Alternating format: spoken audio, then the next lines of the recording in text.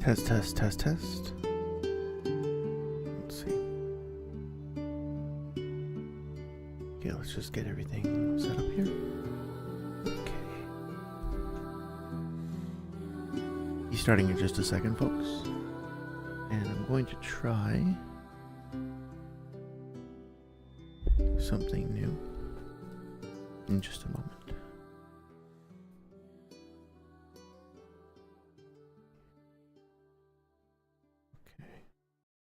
Aha.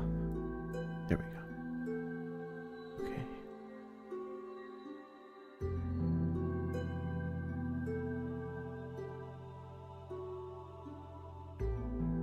Okay. Okay, let's try this new transition thing here. 1, 2, 3.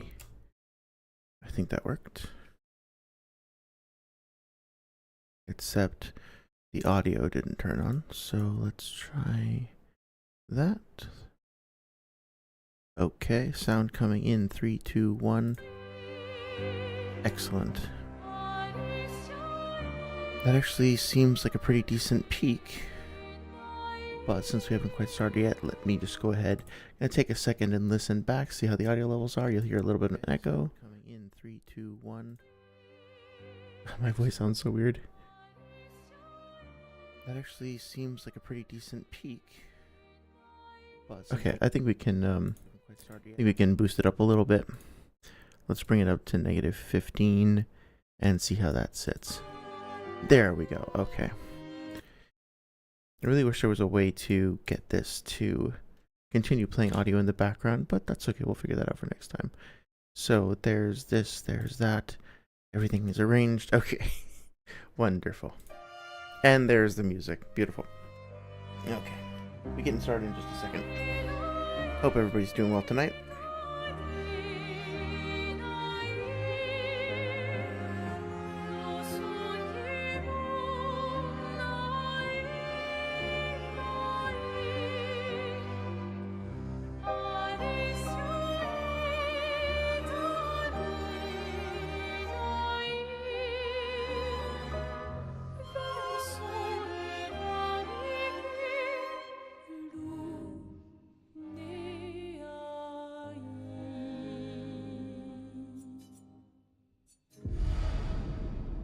I totally planned that music transition in advance too.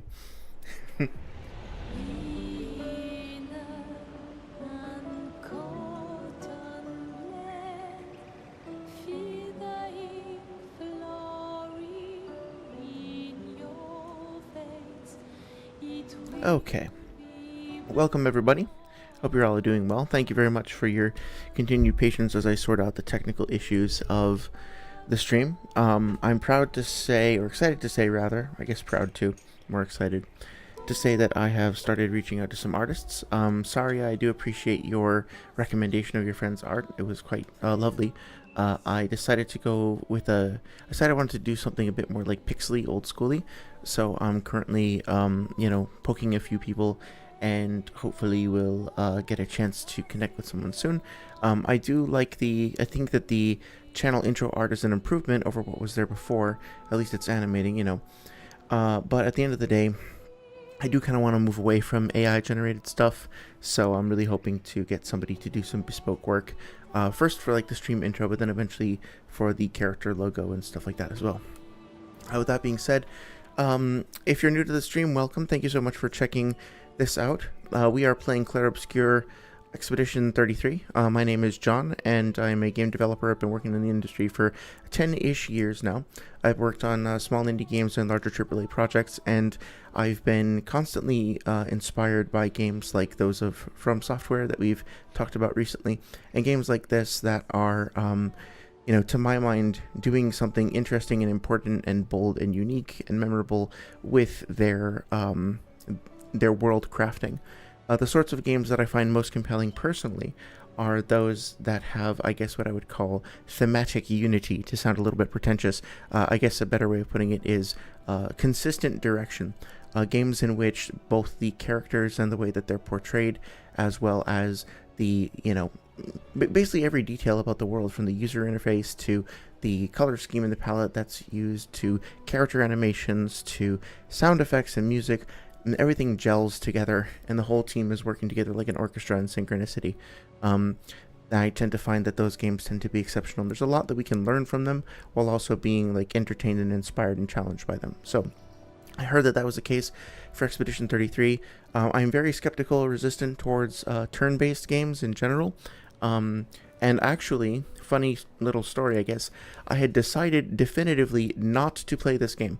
I had made up my mind that I was not going to play it ever, because I had just played a little bit of, what do you call it?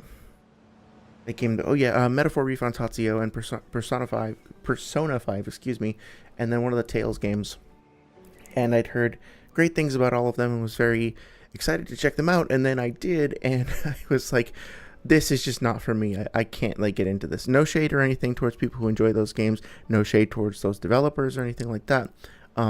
They are very good at their own particular genre. But for me, not something that I particularly appreciated just for my own sensibilities. So I saw something about this game, like a character or something like that, and I was like, oh, this reminds me of those other games that I dislike, so I'm not going to play this. I'm not going to get burned again, man. 3 times is 3 times too many. Fool me once, shame on you. Fool me 3 times in a row, I'm fucking stupid, as they say in Tennessee. So I decided to not avoid it. And much like how I initially hated Demon Souls and decided not to play Dark Souls, but then it wound up being one of my favorite games / favorite series, this game also has quickly become a favorite. And, you know, granted, it's early days.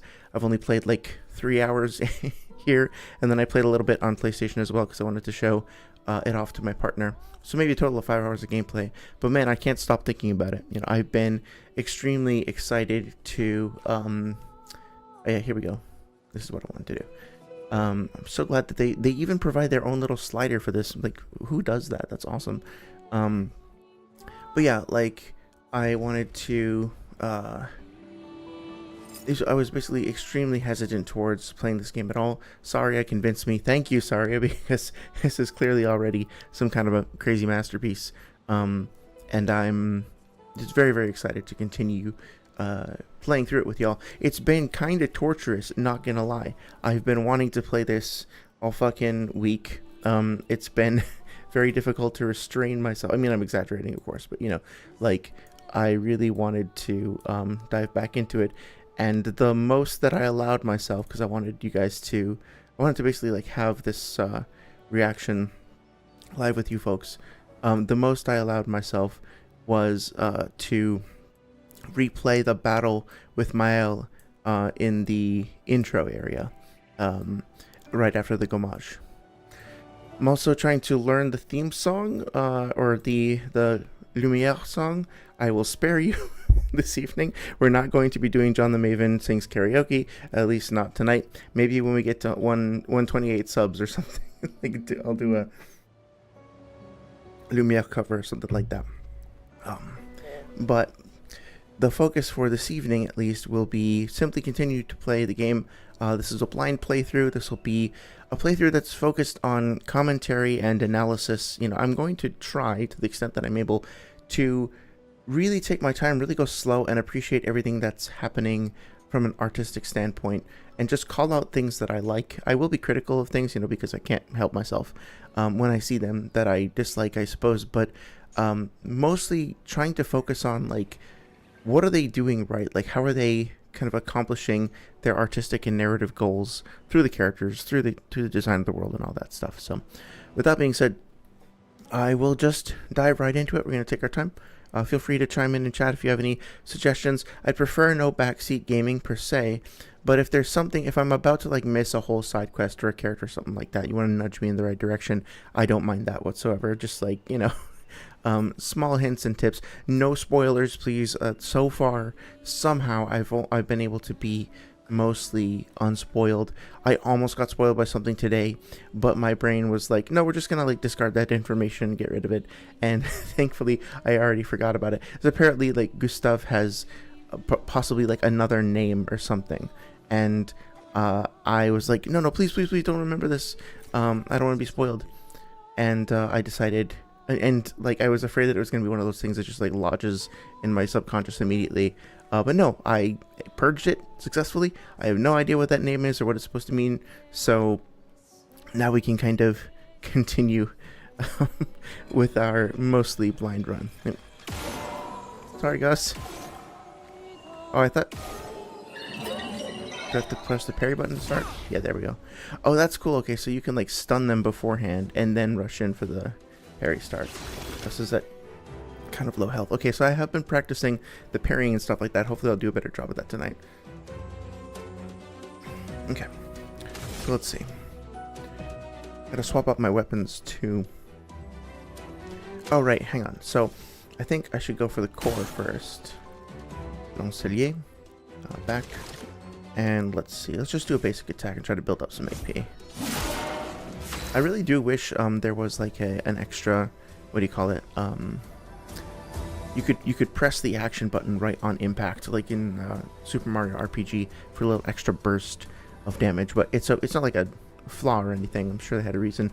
I gotta say, I don't think it's intentional, but I love the way that, so if you look at the Lancelier and you go straight up from its head and then a little to the right, there's that arcing tree element that kind of looks like a spinal column with all like the little, or like a nerve or something like that, if you know what I mean, right, with all the individual like fibers that are all branching out. Looks really, really cool. 1 second, I gotta make sure to check the audio levels. Okay, test. Yeah, this seems okay. Right, so yeah, so it kind of seems I don't know, it's just one of those other things where it's like it could just be like raw artistry, so to speak, but I have a feeling that's going to come back later.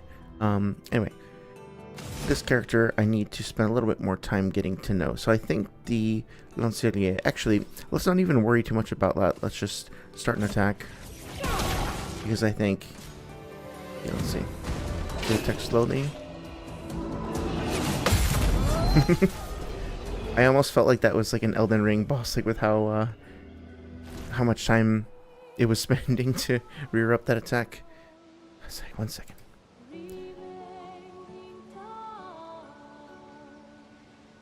Just gotta keep adjusting these things. Okay.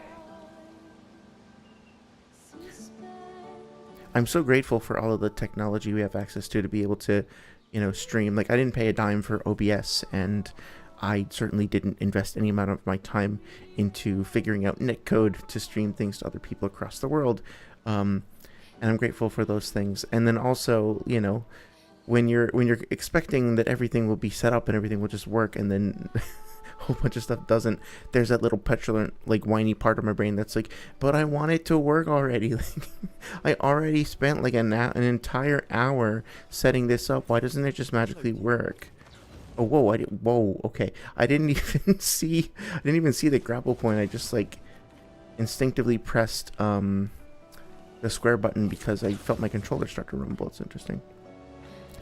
That still feels incredibly satisfying. From a level design standpoint, I think it's hang on a second. I want to test something. 1 second to see about the vibration. Never mind. Oh, yeah, okay, so that's cool. So as you get closer to a grapple point, there will be a vibration that starts to accumulate in the controller. And as that happens, your hand, as you can see right there, it's kind of clipping, but you can see, starts to accumulate that, like, blue glowy element. So that's nice. They're reinforcing that whole gesture, that whole beat, with multiple forms of feedback. That's really smart. From a level design standpoint, I do think it's, you know, maybe obvious, but it's very effective to give us the you know, tower with the 33 in the distance. I mean, obviously that's narratively our goal, but just like in a game like Journey, being able to see the goal at a regular basis and just have like a stark visual reminder both of, you know, what our mission is and the overall direction we're heading in is, but also of the magnitude and importance and scale of that objective, and then see how it gets closer and closer to us over time. It just gives us a sense of like focus and clarity as to like both, again, like both the importance of the expedition, as well as the like how much, like how close we are, and then that's something that the developers can play with too, if they want to like subtly make it seem like we're closer and then back it off a little bit between loading screens or something. But yeah, it feels like they've kind of designed this level almost like a horseshoe shape, where everything's kind of curving around and facing towards that goal in the distance, which I think is really smart. It does, I guess you could argue that it does kind of give the entire area, the entire level or whatnot, a very how can I say, like, it sort of guarantees that you're going to have this feeling of marching towards a specific objective in an orderly way, with twists and turns, sure, but it's not like fully open-ended like something like Elden Ring is, right? It kind of cultivates this feeling of like more specific direction. Hello? I'm concerned. I'm very, very concerned by this. I guess it's good that we had like a an opportunity to fight a mime previously. I'm loving the soundtrack. I'm gonna keep saying this over and over again, but the accordion in the background is already like super great. So let's see. Immolation, low fire damage that applies 3.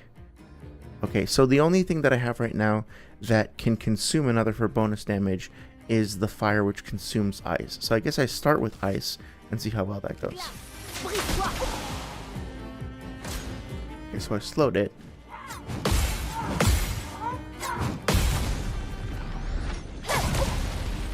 And did the fire itself didn't consume the ice, I don't think.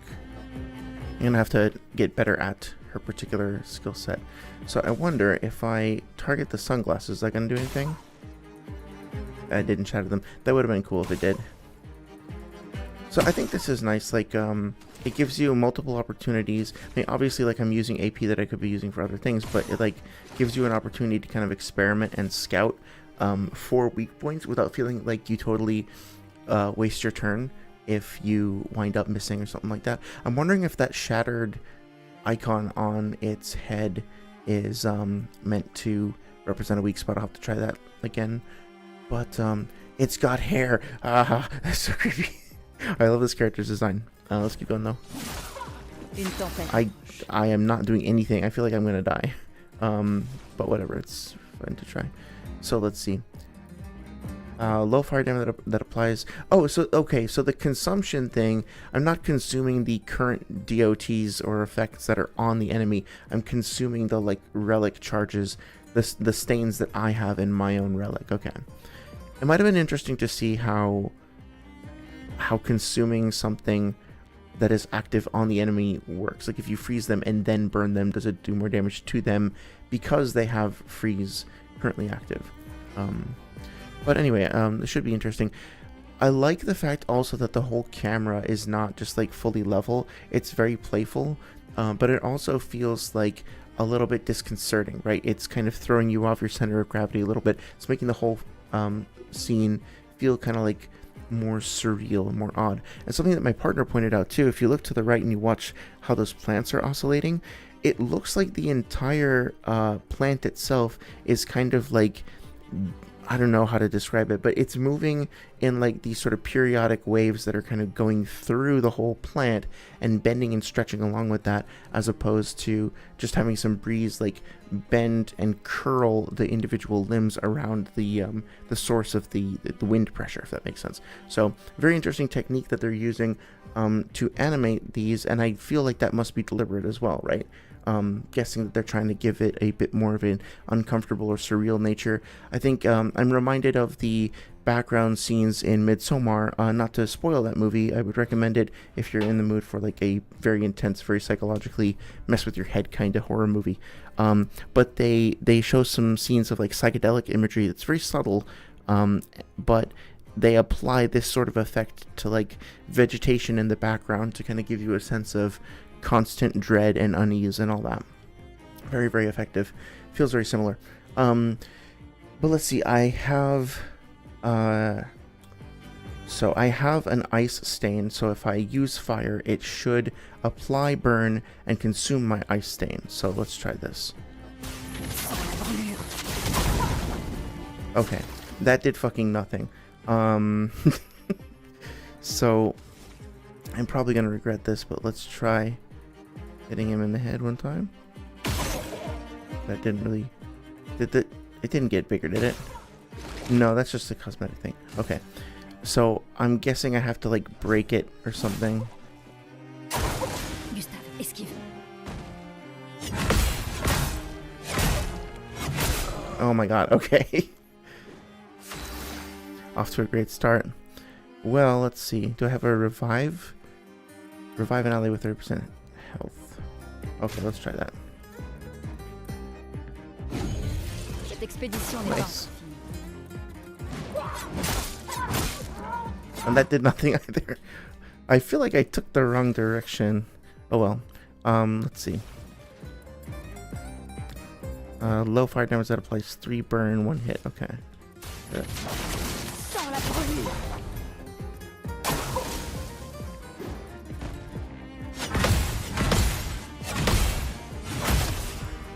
Okay, almost. Okay, I know I can't use skills because I'm silenced. Okay. It's slightly unfortunate, but okay, if I can get those parries, I might be alright. This is like surprisingly hard.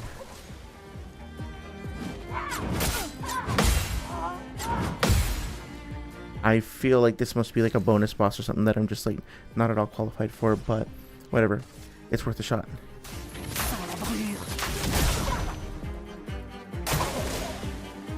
Okay, let's see. Too early? Too late. Damn it. Okay. That death screen feels so sinister. I love all the like individual lines and segments. Okay, so the death screen isn't too brutal, or I mean like the death setback, so to speak, isn't too brutal. I have a feeling that I'm gonna need to just come back here later, but I'll give it one more try. If I feel like I'm making progress, then I'll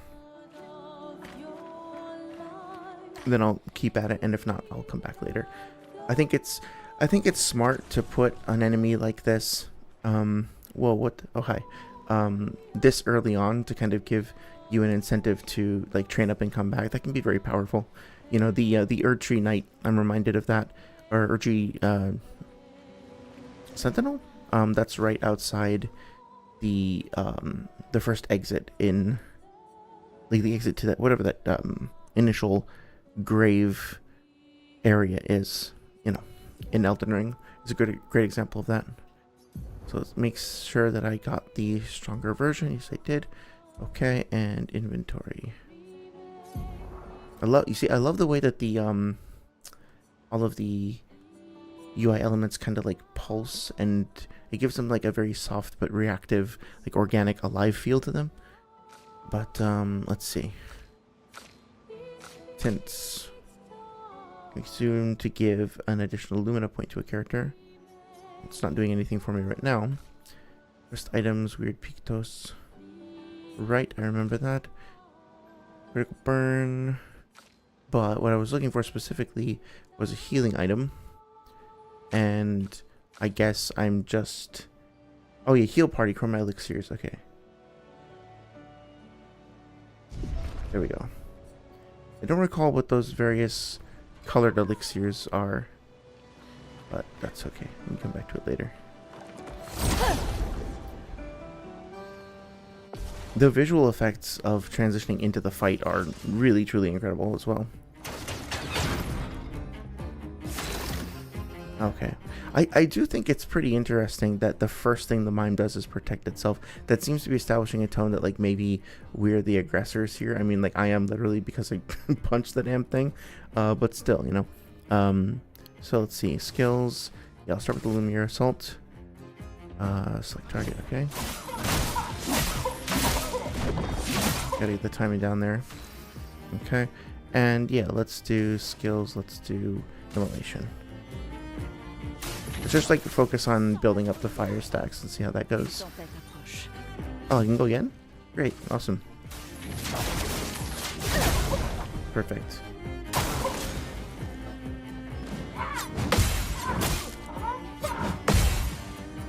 Okay. Kind of sucks that I didn't get the counter there, but I did something at least.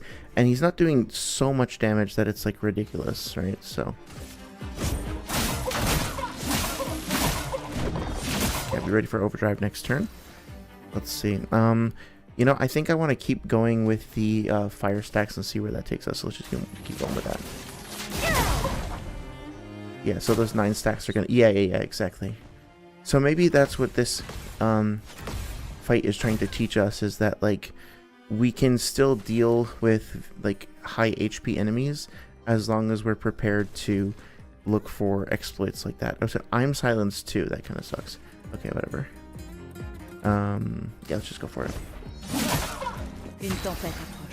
Yes, I'm aware. Thank you. Kind of sucks that doesn't build up immolation stacks as well, but that's okay.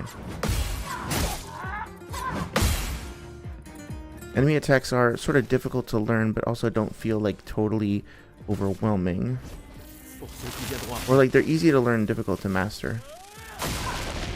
Okay, that was pretty effective, and it looks like I stunned him. Okay. So I feel like intimidated to a certain extent, but also like I have a chance if I just focus. Although he really hasn't taken any like meaningful damage. Oh, but wait. Oh, did I crack his... So he's glowing a whole lot more. Maybe I just have to like make my way through his defenses and then he'll become weaker. Okay. I'm gonna keep going with that.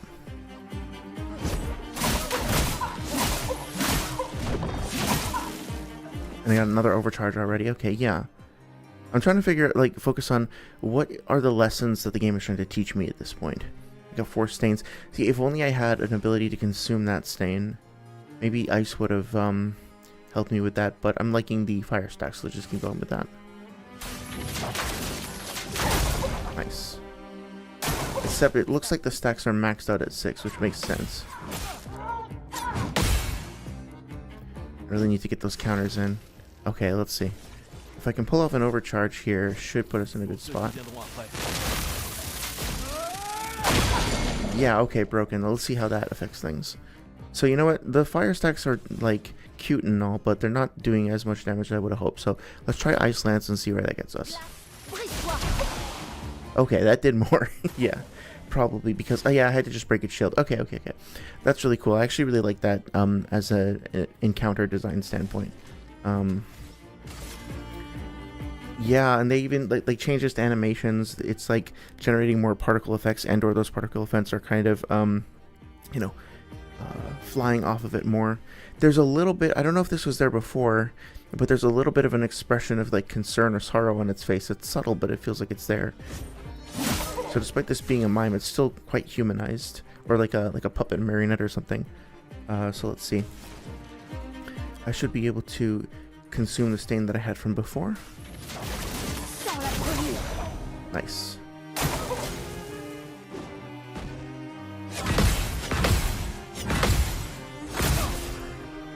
Damn it.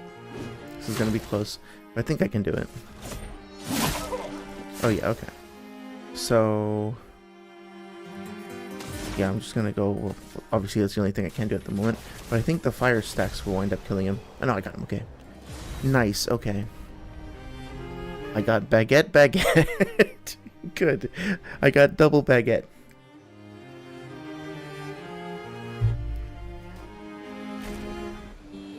Oh, it's an outfit. Okay. I wasn't exactly sure what that was. Lumen Alert Dodger. Cool. So, yeah, I think...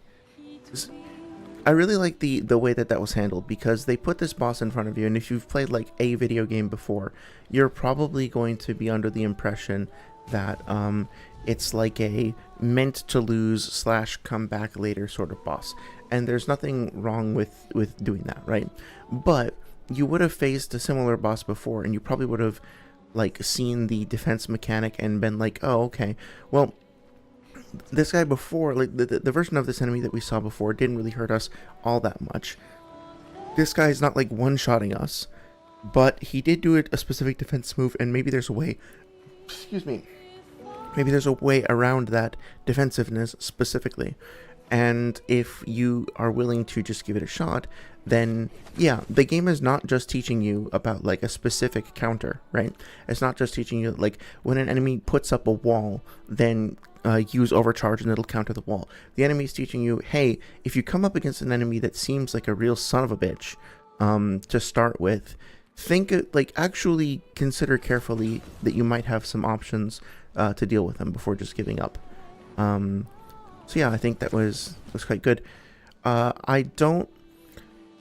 thing that I think, so if you compare that again to the Artistry Sentinel from the beginning of Elden Ring, the difference between this boss and that boss is like, for most new players, I don't think that they're reasonably going to deal with the Artistry Sentinel without summoning for a multiplayer within the first 20 levels or so. Obviously, if you're a Souls veteran, if you're like really, really skilled, or if you dedicate yourself to learning it, you can pull it off. It's doable, but it's going to be a grind. And if you make like a single mistake, well, not even a single mistake, but like you get very few mistakes that you're allowed to make before being very harshly punished. So yeah, I feel like most players are going to be sort of discouraged from even trying that. But for this, I think it's it feels much more lenient by comparison, and it feels like it's the lesson that Elden Ring is teaching you is like, come back later when you're stronger or get friends, because you're not going to be able to do this alone. And the lesson that Clair Obscur is teaching us is, hey, just like pay attention and don't give up, right? Obviously they're not mutually exclusive, but yeah, I think the focus is a little bit different. Now for those who don't know, I am a huge Elden Ring fan. So this is not like me throwing shade at that game either. But yeah. So let's level up a little bit. Upgrade attributes. So I did find he was not quite as tanky as I would like, but I feel like the solution to that should be focusing on improving my own parry and defenses, because ultimately if I just get better at any given encounter, then that sort of mitigates my need to put a lot of extra stat investment into health, right? Obviously I need some, but yeah. So I see my damage is going to scale more so with vitality though. Is that right? And not for a while though. 6 points available.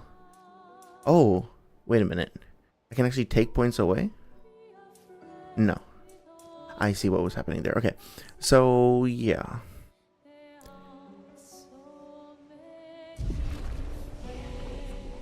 That better not have allocated those. Okay, good. Alright, so might attack power increases all damage dealt. So 25. Interesting. Okay. So it's going up slowly. Health increases the character's health pool, speed. You have to play more often. Defense reduces incoming damage. Critical rate. I'm not sure, but I feel like focusing on...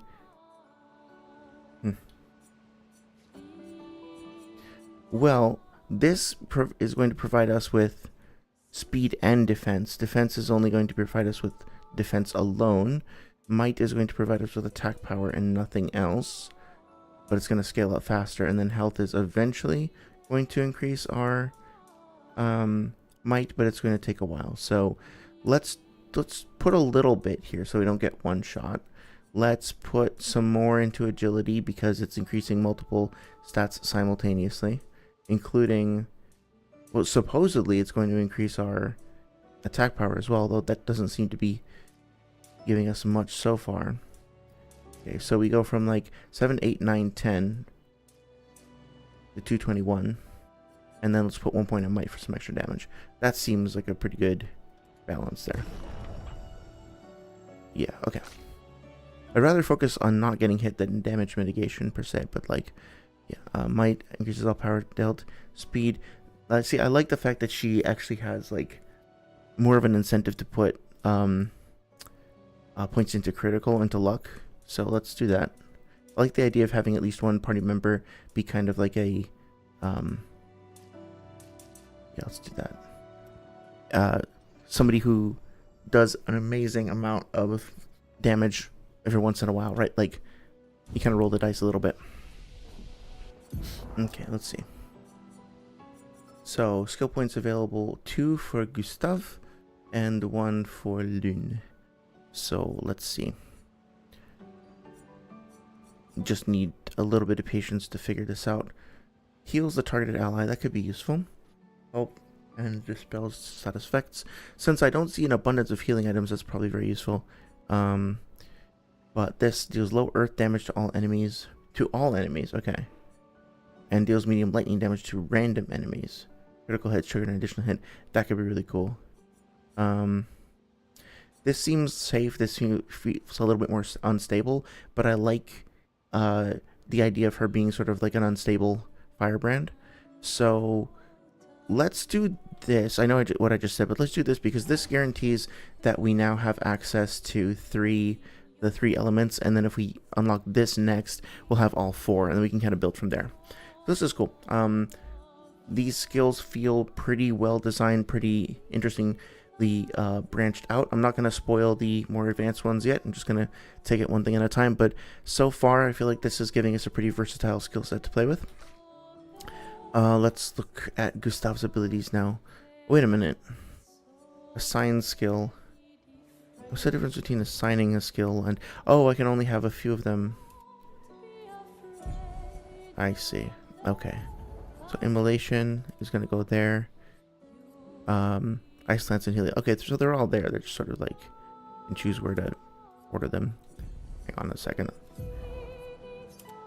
Fucking riveting gameplay, I'm sure. Okay. So I have 2 available. Overcharge, marking shot deals low single target lightning damage, applies a mark, and heals self by 20% if the target burns. Interesting. Okay, so this is nice. This actually is creating a synergy with the other characters. So this tells me that I probably should not put too many stats into, like too many stat points into things that are favoring defense, because I should just be focusing on parrying, and then if I get hit, I should avail myself of one of the multiple healing options that we have. Target is broken. There's a bunch of synergies here. Recovers 50% health and dispels status effects. Gains 0 to 2 charges. Okay. From fire, deals medium single target damage, 3 hits, uses weapons element, and heals with target burns. Okay, so applies powerful to 1 to 3 allies, increasing the damage they deal for 3 turns. Yeah, let's do both of these actually. I like the idea of having something that's like a squad support, but also something that enhances damage done.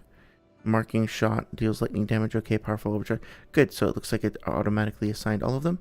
Excellent. Okay, great. Yeah, I feel like this is honestly, it's sort of more exciting. In Elden Ring, as an example, I know I always talk about Elden Ring, but like, leveling up still feels good. It's still a positive thing. I can aim here. But usually aiming up just means like a stat boost. Like you might gain access to a new weapon or a new spell or something after you reach a certain threshold. But I like the whole skill tree setup because you can kind of see a progression path, and I think it helps like build up hype and anticipation. One thing I did want to take a look at is the Lumina, because I'm still not entirely sure that I'm using them correctly. I just want to make sure that I do. So Pictos, the Pictos I mean. Critical burn, 25% enhanced critical chance on burning enemies when AP and perfect dodge once per turn. Okay, so she has these 2 equipped. I see. And I thought that she learned Dodger. Okay, I need to figure this out, but I'm gonna do so like on my own, because I don't want to spend too much time on the stream like worrying about stats and stuff like that. Let's get back into the fight. Oh, there's a purple over there. I am kind of tired of the whole like visual language that's been established about you know, items of certain rarity. Like Blizzard introduced this, I think it was they who introduced the visual rarity distinctions of like, you know, gray being common, blue being rare, gold being unique, purple being like green being set or whatever else, you know. It's just everywhere now, and it's one of those things where it's like, it's such a trope of game design that you almost feel like you can't like change it anymore, because you're going to be going up against people's expectations. Like, I mean, Elden Ring does do that, right? They have their own like visual coding, but for any developer to now, in this climate, so to speak, create an entirely novel like visual coding system, they have to keep in mind that if they use colors to differentiate rarity, they're going to be competing with this decades old trope that's been long established and long accepted by the community overall. So it's much better to do something like Elden Ring does, where they like use you know, they just sort of like deepen and intensify and accentuate the colors that they have on hand, versus you know, versus just like swapping the colors out. So I guess all that is just to say, like, it's slightly annoying to me, but also I get it. Wow, that was a lot of damage. This is also pretty obvious, I suppose, but kind of appreciated that the battle music is very distinct and different for this particular character, as opposed to the mime we fought. I'd be interested in doing a deep dive into the instrumentation later. I think probably the incorporation of more brass here is meant to, and like the percussion, the drums, the you know, the overall like transients in the song feel much more like aggressive and punctuated. So, you know, the brass is something that feels like a bit more metallic, a bit more unnatural, artificial, and then of course like the big pounding, stomping, thud, boom, boom, right? It very much suits this kind of enemy, I think. So, anyway. Kind of funny that, like, the mime was able to tank, like, so many more hits, and this much more imposing, threatening-looking, giant fucking stone slab monster golem thing is just, like, about to melt already. Gustave, esquive. Oh, damn, okay. That's a really hard attack to read.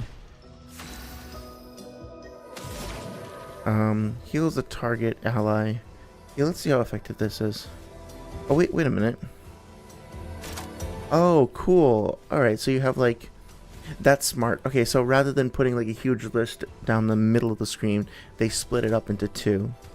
Okay, cool. Yeah, let's try...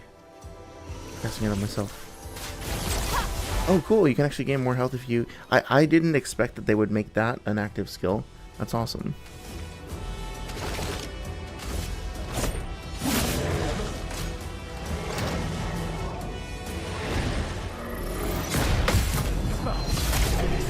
Nice. Those counters feel so fucking satisfying. Okay, so she's learned the critical burn Lumina.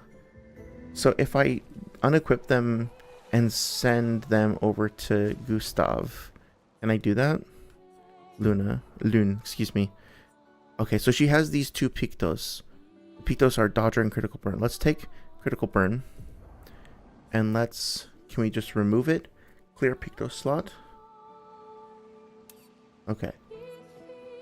And if I clear this out. Okay.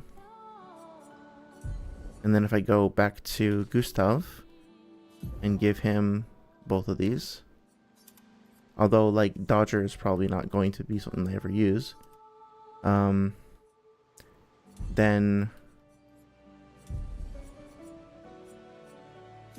can I see?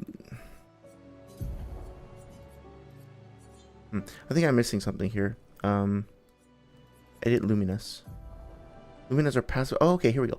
Edit Luminas. Luminas are passive effects that you can activate once you have mastered the corresponding Pictos. Pictos is mastered after winning 4 battles with it equipped. Luminas are learned for all characters I see and can be activated by multiple characters. Cool. So you assign a Pictos to one character. While they're in a fight, they gradually learn how to use it, and then eventually other people can use it without having a Pictos equipped.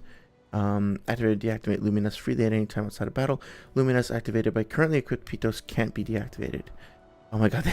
I will say this is kind of a lot of data, and it is quite quite a lot to digest all at once. I feel like this is an advanced enough sort of thing that learning all the intricacies of these of this stuff could have been introduced like another hour or two into the expedition. Like, you find a new character, you defeat a boss, and you gain this ability, kind of like getting, I'm gonna just fucking use Elden Ring analogy, Cell Knight, but kind of like getting a great rune and then going to a divine tower and equipping it for the first time.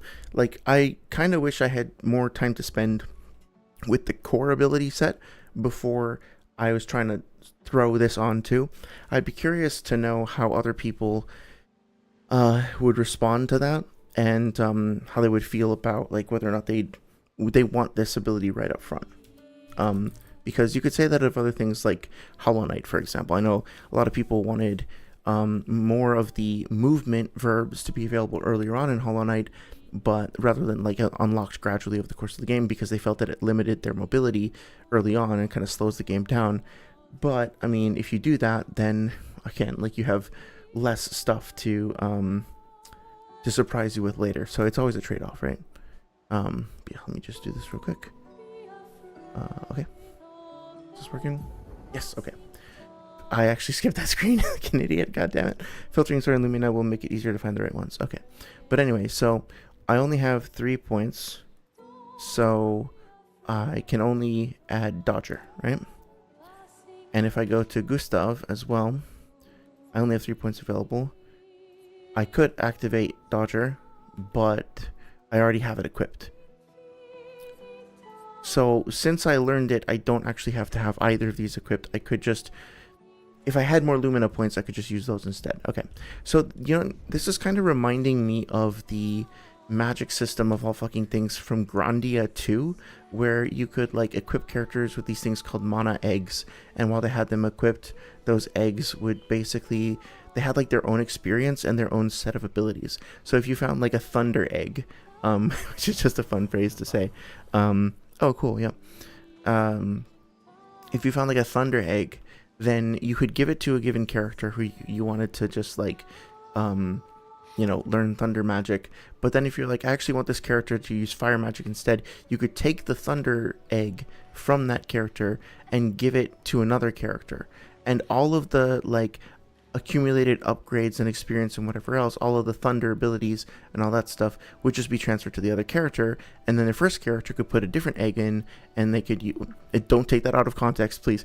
And then once they slotted that egg in comfortably, they would then be able to use any of the abilities in that set. So it basically meant that, like, you know, every character had a core. I should just fucking play Grandia on stream sometime. But every character has like a core unique ability set, but then they can also wait a minute, did that enemy respawn? Huh, I was not expecting that. Wait a minute. No wonder the mime was so powerful by comparison. Wait.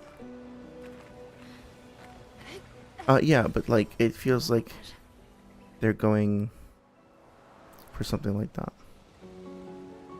I'm sorry to be spending so much time in the menus, but like, I wanted to... Color of Lumina. I guess I haven't figured out how to use those yet, but that's okay. Yeah, it did respawn. Huh.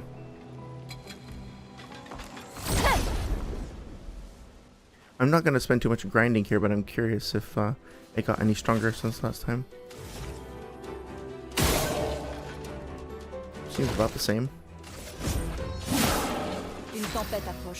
Okay, skills. So I could use Healing Light. Oh, that's unexpected. So it actually, Healing Light actually consumed to green, to earth, or whatever. Okay, let's just stick with Immolation for now.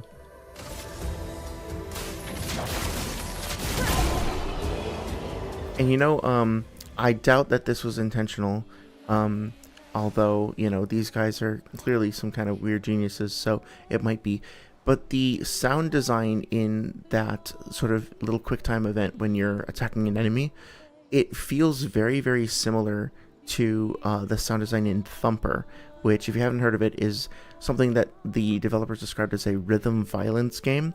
It's essentially like vaguely similar to a Guitar Hero or something like that.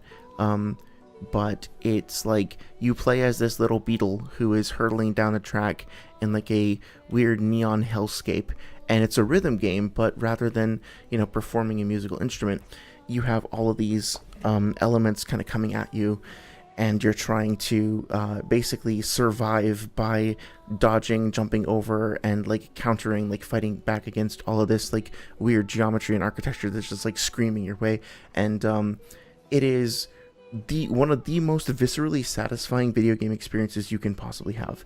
Every time you land, like you score an attack or whatever else, it feels fucking incredible to just like actually, like you feel like the visceral shock of the whole thing kind of going up your arm when you hit the button, and it just like the particle effects, the visuals, like they use these interesting techniques of like slowing down the entire game a little bit, and like I don't know, dropping everything out of the soundtrack and just replacing it with like a little bit of a bass pulse. It's so good. I might have to play that on stream too at some point. It's one of my favorite games. And it feels like they're incorporating those same sound elements when you are going through the little QuickTime event. It doesn't sound like music, but it feels like performing like a musical rhythm game element. And if you listen for the audio cues more so than watching the visuals, at least for me, I'm finding it much easier to sync up with it. That's really good. I could like spend 10 minutes trying to figure out what this thing is about. I'm just gonna say it looks really fucking cool. The split down the middle, I'm sure that's going to come back later. It looks like they, oh no, it was just an illusion. I thought that brass element there was partially animated, but yeah, very visually striking. I can't wait to find out what's going on with all this. And I'm guessing we're supposed to connect those sort of goopy threads in the interior both to the goopy threads we saw back in Lumiere that were coming from the sort of green goop sources, like the weird paint looking stuff that was all over the buildings, but also possibly to those characters who were the expedition members who were slaughtered, and they had kind of become like this weird blood prism thing. Jesus Christ, look at how beautiful that is. I love how also like those two structures, like if you follow my character's head right up, almost look like they could be the feet of some kind of giant statue, but then you look up and it's like more of a weird, almost eldritch abstraction.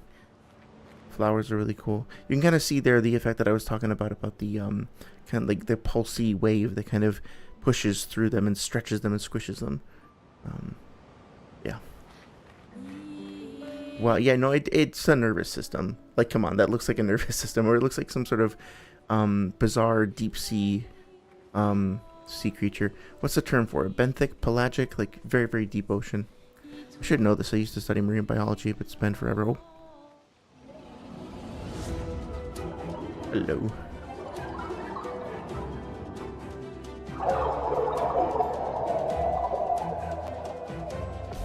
This I feel like I'm reaching here, but wait one sec. Oh, I got lucky there. Oh, nice! The counter with the gun. That was perfect. Oh, of course I was gloating, and so I didn't catch that. Flying enemies evade most damage from attacks or skills. Shooting is more effective against these enemies. Try to shoot at the volester. That's that's a pretty suspicious name. I'm guessing vole is a reference to flying, right? Are they both flying still? Yeah.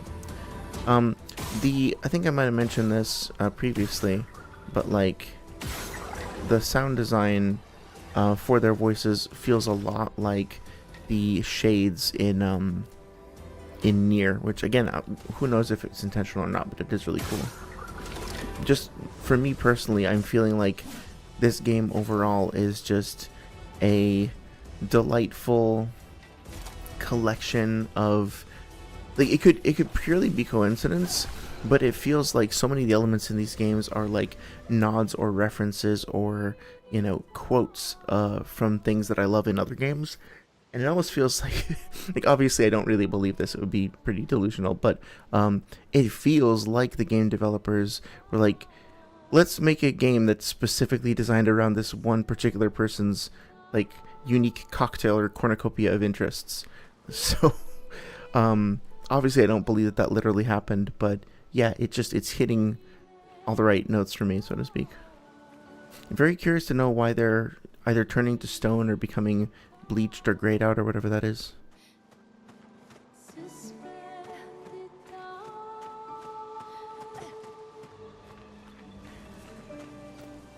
Oh, this looks like fun. Celui-là a l'air dangereux. Interesting that we're getting a warning for this character, but we didn't get one for the previous enemy that we fought, the mime. This is probably going to be a big deal.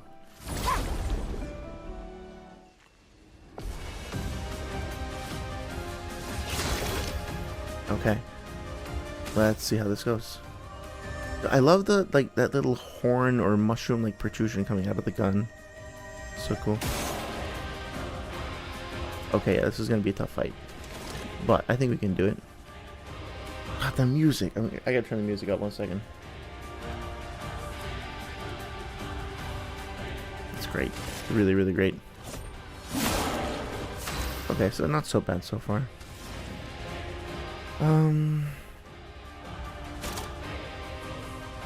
Yeah, let's try ice. Because immolation consumes ice, and this will give us ice, so.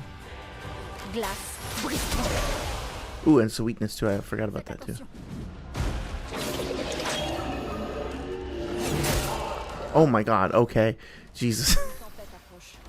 Yeah, I'm probably gonna die here, so I'll just focus on learning the attacks and then come back. I don't think it's worth using a revive. He doesn't have much health, I just gotta get the defenses down. Damn it, I was just a little bit too slow.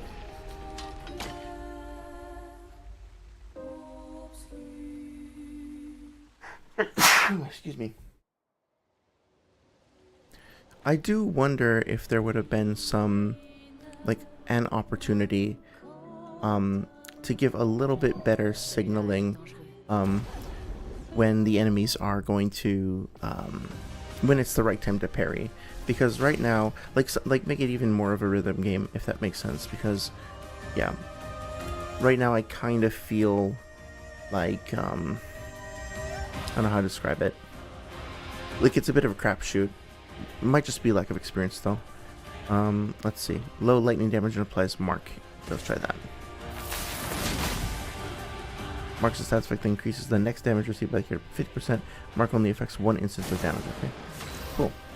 And since ice is weak, that'll be even more effective. For ice is its weakness, not ice is weak. Oh, I didn't. That's good. That was good. Okay. I forgot to shoot him last time. Wow, that really does do a shitload of damage. But yeah, I guess just keep attacking him normally. I feel like this is doable, but I just gotta be very careful. So, I have 2 stains, and yeah, I need stuff that consumes other elements.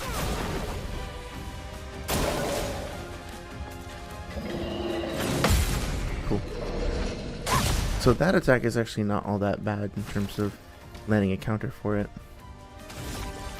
Let's try powerful. I think that would be better to use with a larger party. So yeah, let's try Lumiere Assault and see how that does. Nice, okay. Cool. Yeah, it really does feel like kind of an odd jazzy rhythm game, if that makes any sense. Immolation? Yeah. More burn stacks. There's a distinct rhythm to it. It feels really nice. Yes, okay. Oh, it's so good.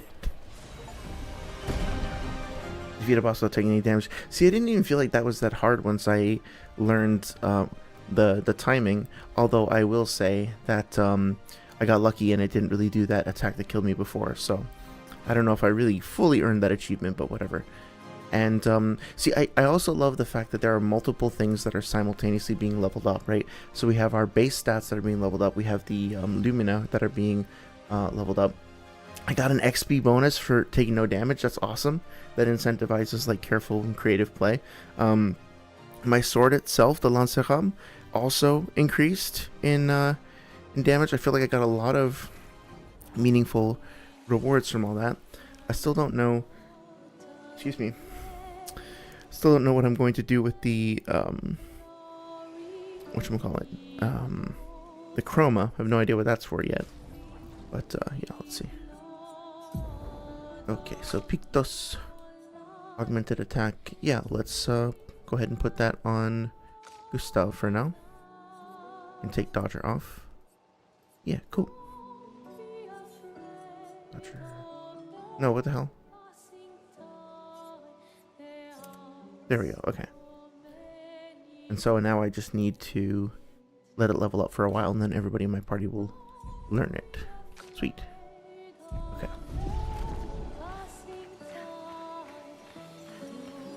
Oh yeah, so I got 5 Lumina, but I have no idea how to consume them yet. On peut s'en servir. Oh yeah, I did get a very lovely comment from somebody who, thank you again. I'm sorry I don't remember your username off the top of my head, but I do appreciate you. And I appreciate the clarification that you provided regarding the English and the French dub. I played a little bit of the English version on PS5, and I did really like it, but I think I unfortunately, or fortunately, depending on how you see it, embedded a little bit of bias, and now the French dub feels like the real one. So I feel like I need to stick with the French version because now it feels more normal or more natural to me. So that's interesting as well. God, I love all the vistas that it sets up for you. Wow. Like, oh my god. Like, come on. This is so fucking beautiful. I love the... I guess you could say that they maybe are using the fog a little bit to obscure the draw distance artifacts or whatever, but I don't know. It feels like a Silent Hill style choice. I wonder what that object is. It looks like a... Is it meant to be a shoe or a sandal or something? Ce sera utile.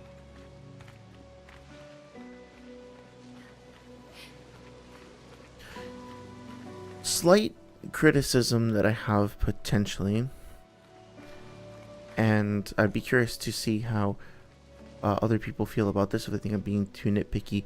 So we are still pretty okay, so granted that everybody in this world clearly deals with death and loss like constantly, right?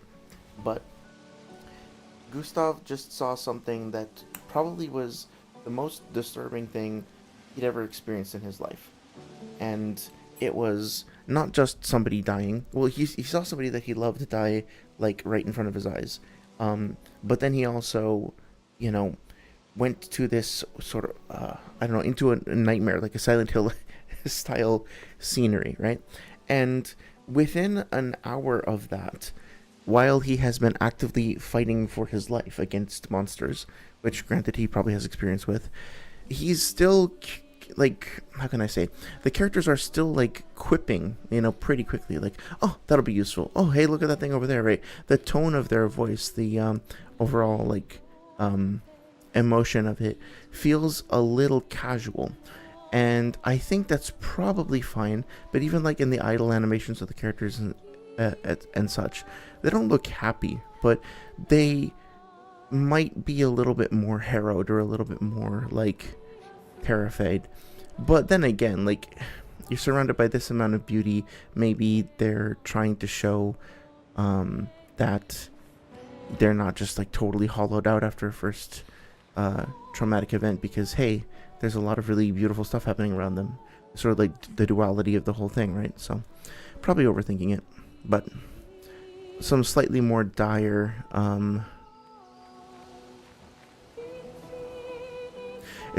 some slightly more dire voiceover lines or like emotional tone might have been appreciated. Not that it's necessary. Yeah. 1 second. I think there's something wrong with this? I need to check something real quick. Sorry for the visual glitch there. Okay, fixed. No, there we go. Okay. I was wondering why this the number on the flag was 1, and I thought it was because maybe I have like 1 level up to do, but I think it stays there. So is this meant to be, this was like the first expedition, or rather the second, right? Because the first expedition was 0. So this flag was left here, but the second expedition, this is as far as they got or something like that. Very curious to know if there's more lore implications there. So let's see, attack power or agility. How much further into agility do I need to go to? Oh, I see. Hang on, I'm starting to understand better.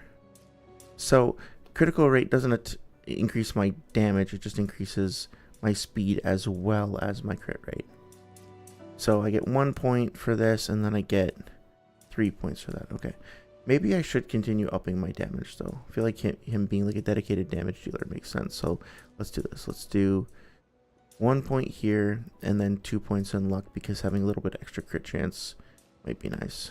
And that still gives me some speed as well. Okay. And for her... yeah, okay, let's get her to 8% crit for now. That gives her a good amount of speed as well. Defense, let's go for vitality. I think that'll get us there fine. And then attack power. Yeah, I like my characters to be pretty balanced overall, so this feels nice. Okay. And as for skills, what new stuff do we have? So let's do Lune first, because specifically I want to make sure that she has access to things that generate more different types of elemental stuff. So yeah, we need this for sure. And then let's do thunder as well. Okay, so fire, thunder, ice, and earth, and healing. Let's make sure fire is here. Let's make sure that ice is here. And let's make sure that earth is there as well. And thunderfall is over there, and then healing light we'll put here too. Okay, perfect. Nice and organized. As for Gustav, I only have 1 point available, so I guess we'll just save it till next time. Cool. Yeah, that all feels very natural. I forgot about this. Do I even want to fight this guy again? It's interesting. I don't know how I feel about the repeated battles. I don't know. I have to think about that. For some reason, just like intuitively, I feel like having a 1 sec. Damn it! It's really hard to read that attack. For some reason, having these be repeated battles feels like a little cheesy to me. I don't know why. By repeated battles, I mean like enemies that can respawn when you like camp. It just somehow intuitively doesn't seem to fit. But I can't explain why. I'll have to just sort of keep thinking about that.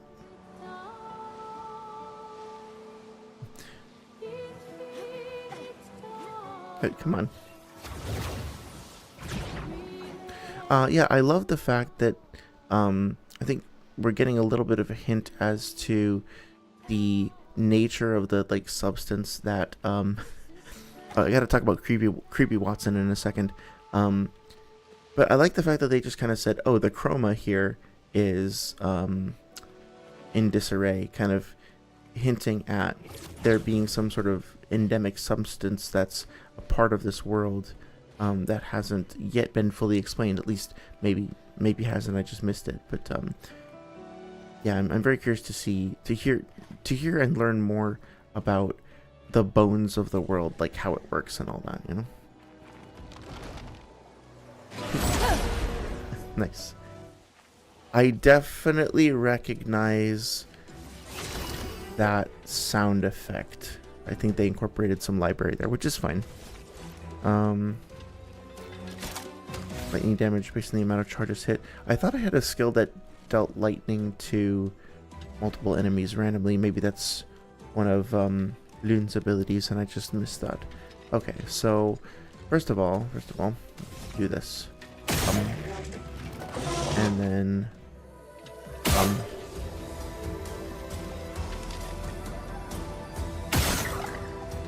I will say it's quite a nice addition to have like an element of almost like a first-person shooter kind of incorporated into something that otherwise, like to have a targeting mechanic put into something that usually doesn't have that, right? It's an additional layer of skill. And given the fact that the enemies do move around, it's not much, but it is still something that happens.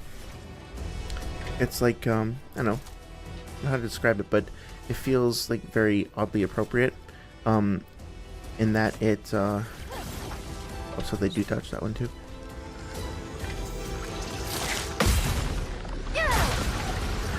It's a nice way to add an additional, like, not just skill, but way of the player interacting with the game environment, if that makes any sense. Like, it's a new set of things, of skills, of inputs that the player has to be able to learn to manage in order to, like, interact successfully with combat.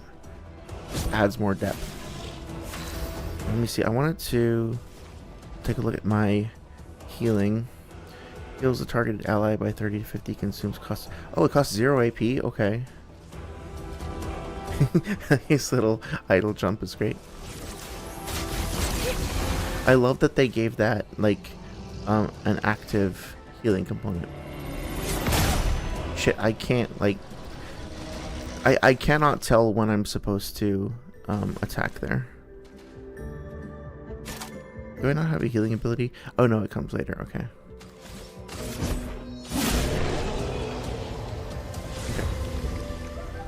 Cool. Yeah, they're throwing a lot of upgrades my way, but I can't really see a way to actively use them yet. Maybe I'm just missing something at camp.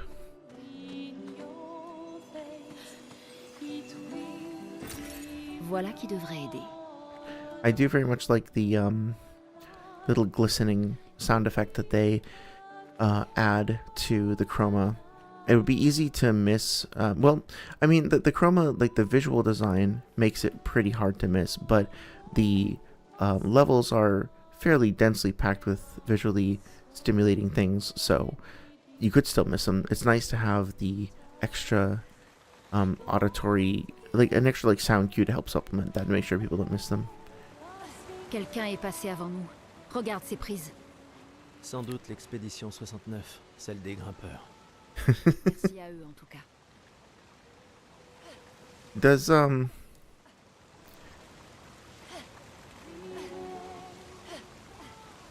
I don't, hang on one second, I'm feeling like a different vibration when I'm on this one in particular. That's weird. I wonder if that's meant to be a little bit of a joke. I don't think so. I feel like that might be, ooh my god, beautiful. I love it.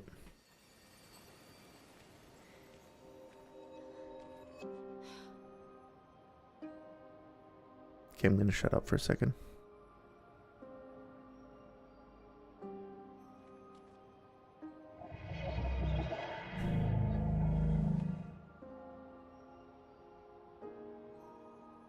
Oh, this character design is amazing.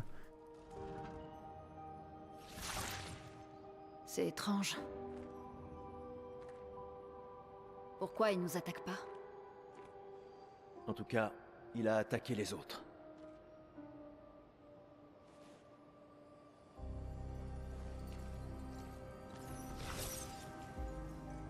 Un journal d'expédition. La 81.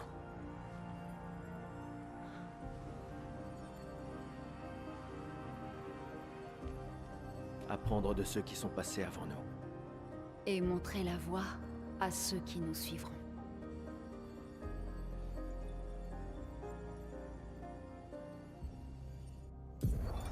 Expédition 81, René. fabuleuse découverte. C'est le premier névron avec lequel nous parvenons à communiquer. Il a l'air coincé dans cette grotte. Comme d'habitude, Grégoire se montre extrêmement soupçonneux. Mais cela pourrait radicalement changer notre compréhension des névrons et de la peinture. Cool, I love that.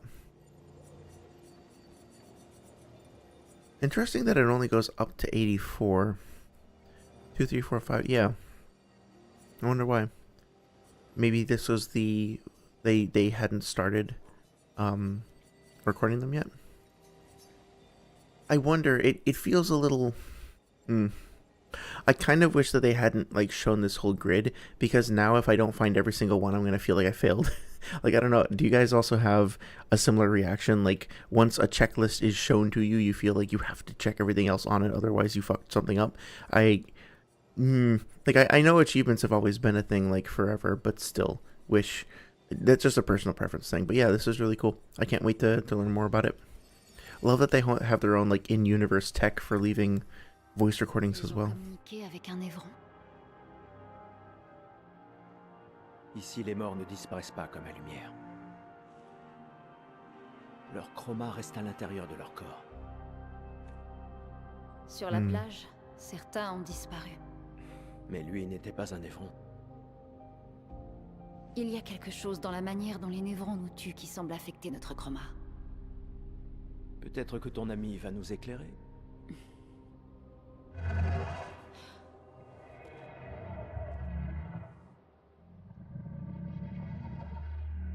Il sait vraiment parler. Comment ça, de la lumière? C'est toi qui as tué ces gens?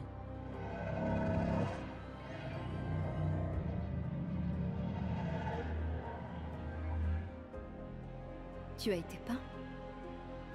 Par la peintresse?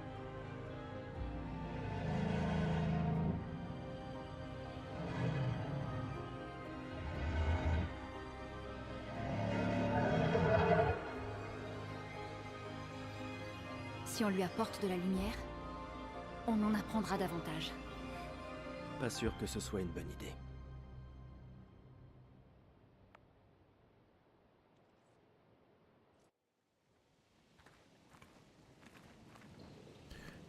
Yeah, so I like that. I feel like we just learned quite a bit. Also, I like the fact that our characters are actually like getting bloody and gritty and stuff. That's awesome. I wonder if it'll like fade over time if they have like some sort of system in place to change that up.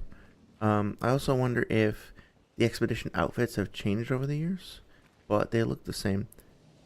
Maybe I'm not looking close enough. It would be cool to see if they like there were different generations of so like in Bloodborne that there were certain types of hunters that developed like their own like unique quirks and styles, like the powder kegs and stuff like that.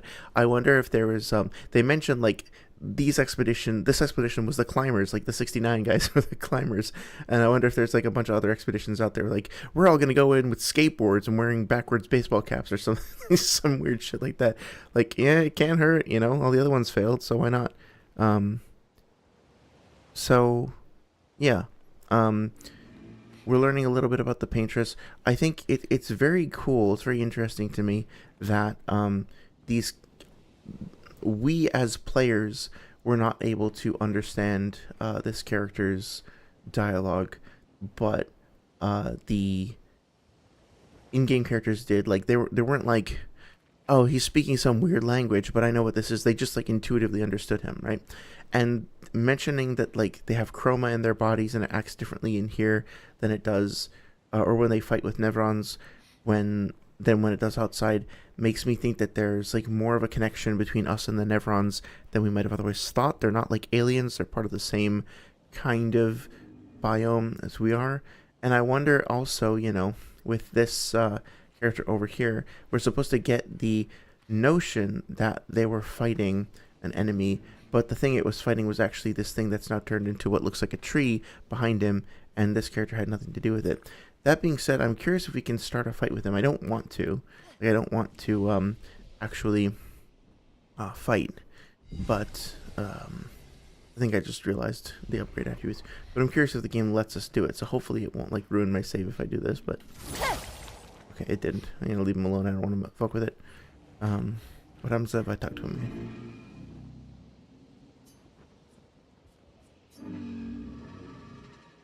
She marked a path that we must walk, but here I sit in darkness. Without light, I cannot follow her. Follow where? What kind of light? A pure light. I must bring forth a flame that lights the path forward. Something flammable then. Shine. I need to shine. Man, I love this character design. Not only is it like extremely... I've never seen anything like it. With the holes, it looks like something that was made out of... like sculpted out of clay, but not particularly well. Kind of like a project that you put in the kiln and it didn't fire correctly, and it just kind of came out as like some sort of a lump, and so you kept it around as a memory of your mistakes, right? It looks oddly endearing, but also very sad and kind of like useless. But the weapon it's holding is much more refined, you know. It definitely seems something that was designed more bespoke, you know. It's more solid, it's more ornate. So yeah, it's very, very, very, very cool character design. And then this, like, I can't fucking, like, go 5 minutes, 5 seconds without seeing another cool thing with a unique texture and patina, and if that's the right word for it, and, I don't know how to say, like, just beauty to it. This guy fucking trying to dive bomb in. It's interesting what happens. Disrespectful, but curious if anything would happen there. Okay, so let's see. I was trying to see if I could... I still don't know where to actually upgrade my,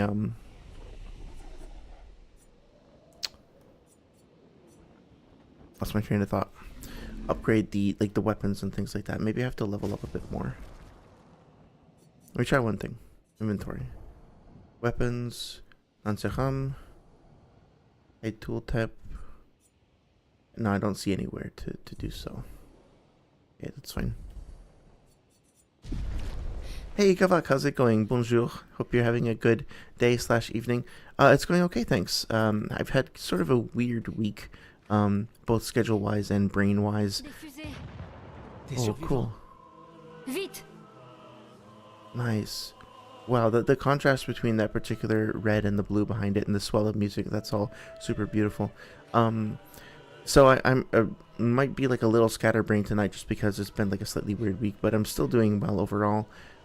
Looking forward to the weekend. Like, I really need some time to just kind of like run on a free aim, shoot nice. Let me actually equip that real quick to just kind of like reset my brain a little bit. You know, you ever have like weeks like that where nothing really went wrong per se, but you still just kind of like want to be able to turn your brain off for a little while. That's kind of how I'm feeling at the moment. But let's do this, and then let's make sure to go back to hello, excuse me, burning shocks. Okay, I want to make sure that she gets critical burn back. Okay, perfect. But yeah, how you doing? Hope that your week is going well. I'm sorry I couldn't stay for very long on stream the other day, but I've been impressed with your gameplay. Hope that the run is going well. Are you still having fun with it? How many iterations into like how many bonfire aesthetics did you get up to, so to speak, with the rotten? Like, did you get to like plus? Is there a max? Can you get up to like plus 20 or 30? Yeah, have I seen Superman? No, I haven't seen it yet. I would like to. My partner also has been very busy. My partner works as a psychiatrist, and you know, there will be periods of time where she doesn't have too much going on, so we can just kind of like chill. Oh, nice. Okay, that's pretty good. But then there will be periods where she also, like, basically, if you have any... Oh, shit, I didn't know you could do that. If you have any friends or family that have ever worked in the medical field whatsoever, you'll probably be familiar with notes, right? Like, I'd say... I'm exaggerating, and if you have, like, friends in healthcare or whatnot, they might correct me on this, that's fine. But overall... I have heard that a third of your time as a doctor is actually spending time with patients, and the other 2/3 is just like writing notes. And notes are just like summaries of what you talked about with your patients and what medications you gave them and what their issues were. And of course, depending on the complexity of the actually, let me do this, get him a couple more times. Depending on the complexity of the case, you might actually wind up spending far more time just like writing up the summary, the discharge report, the intake report, whatever else you have to do, than you do actually interacting with the patient. So it sometimes just like winds up taking up a lot of like time and energy and stuff. So I have had my own work stuff this week and been a little bit frazzled. My partner has been dealing with her stuff, and so I think we're both just looking forward to a little bit of ooh, Leiterin, that looks cool. Sometime this weekend to just not do stuff for a little while. Anyway, that was a bit of a ramble, but I'm doing okay. How are you doing? Totally Nakavak says, "No, it's no problem. I'm glad when people pop in for a few seconds." Yeah, it's fun. It was really cool to see you, like your progress. And yeah, it definitely, I'm the same way, right? If somebody can even stop by for like 5 minutes and just to say hi, like that makes the whole experience like all the better. So I appreciate you stopping by as well. I'm glad when people pop in. I'm not sure how many aesthetics I burned, maybe around 12 to 16. Wow, okay. Yeah, that's quite a bit. Are you just like farming XP, or was there, I'm sorry if I'm making you repeat yourself here. I didn't quite catch what the goal was. 2,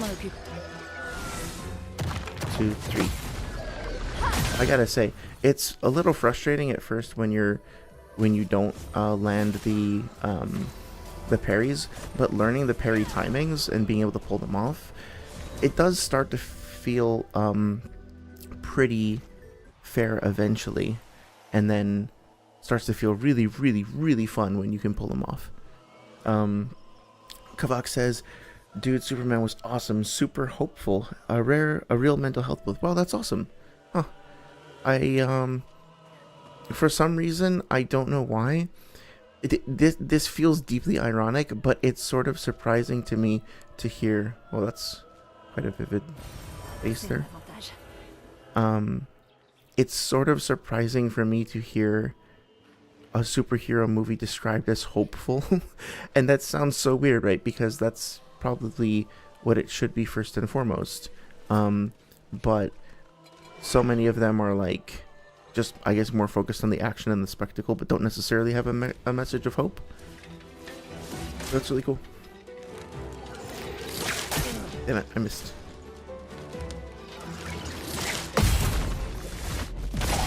It's so good. Okay. Should we heal? I don't think so. Oh, I should have done this.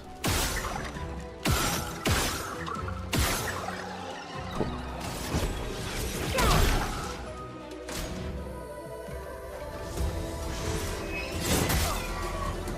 Yeah, sometimes it's very hard to read the enemies.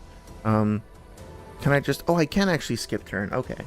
So that's good, because I like that it's not just a tap. I like they have to hold it down just in case you make a mistake. But I did want to try to heal. Healing light 3. And I have... Oh, because I used all of my charges before. So I wish there was a defend ability, because... What happens if I just skip my turn again? There we go. But I'm going to counter and... Okay, so... I was wondering before about like when to dodge versus counter. I'm guessing what I should, quote-unquote, have done there is just dodge out of the way, and that way I can buy myself some more time to then use the battle as an opportunity for healing. I'm probably going in a circle here, but I'm just double-checking that I didn't miss anything. Oh, there is something over there. Can I just like drop down here? Yep, oop. Don't want to get caught out. Kavak says, "I want to get 99 strength and dexterity. A lot of the bosses that I have left are going to be a slog, so I want to minimize the suffering." Yeah, that's totally fine. Makes a lot of sense, honestly. And especially, the Rotten doesn't have like particularly complex movesets. Not to say that it's easy, quote unquote, but it seems like you had its attacks down pretty comfortably, and especially compared to something like, I don't know, the first thing I thought of for whatever reason was the the ancient dragon, where it's like,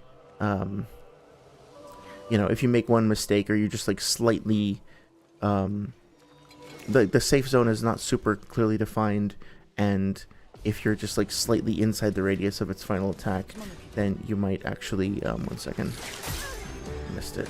I'm gonna die. Damn it.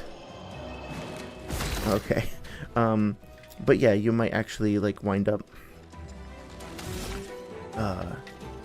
dying after, like, you fight it for like 30 minutes and then it does like one thing that is unfortunate, and then you die and it feels like kind of shitty.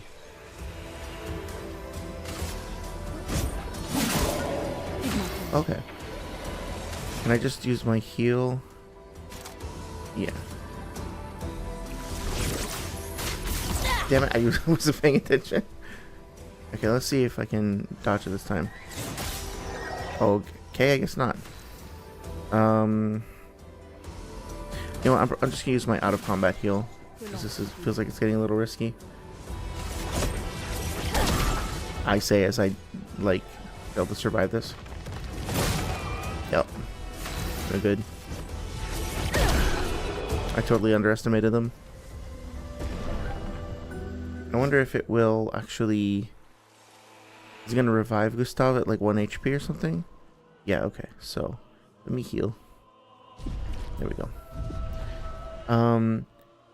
Okay, I need to go back and catch up on chat. Sorry about that. The message of the movie is less be hopeful and more be kind. That's even better. That's much better. Man, okay, I'm going to get my partner to go see it with me this weekend. I think it'll be fun. It's still in theaters, right? Yeah, I've only heard good things about it, so yeah.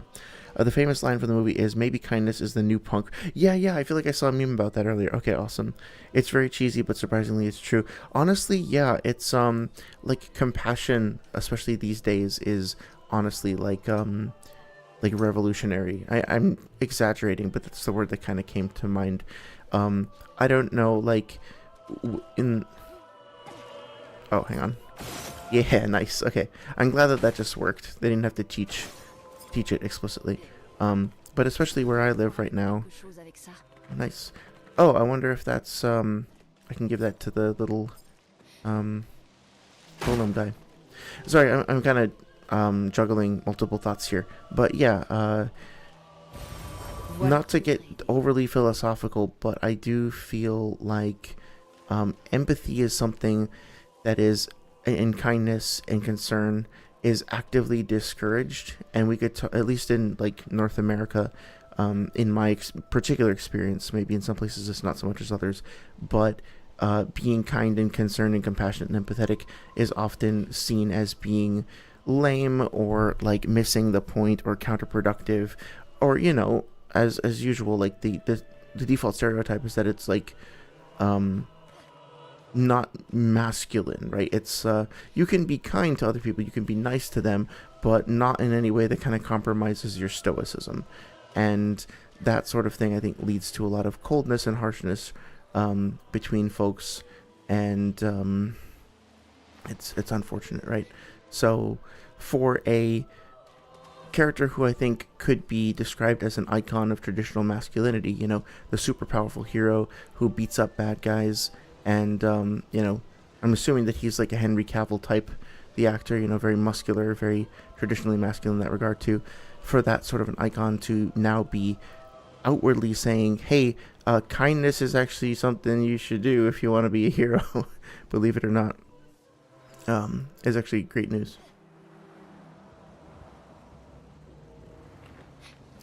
Let's see. Yeah, here you go.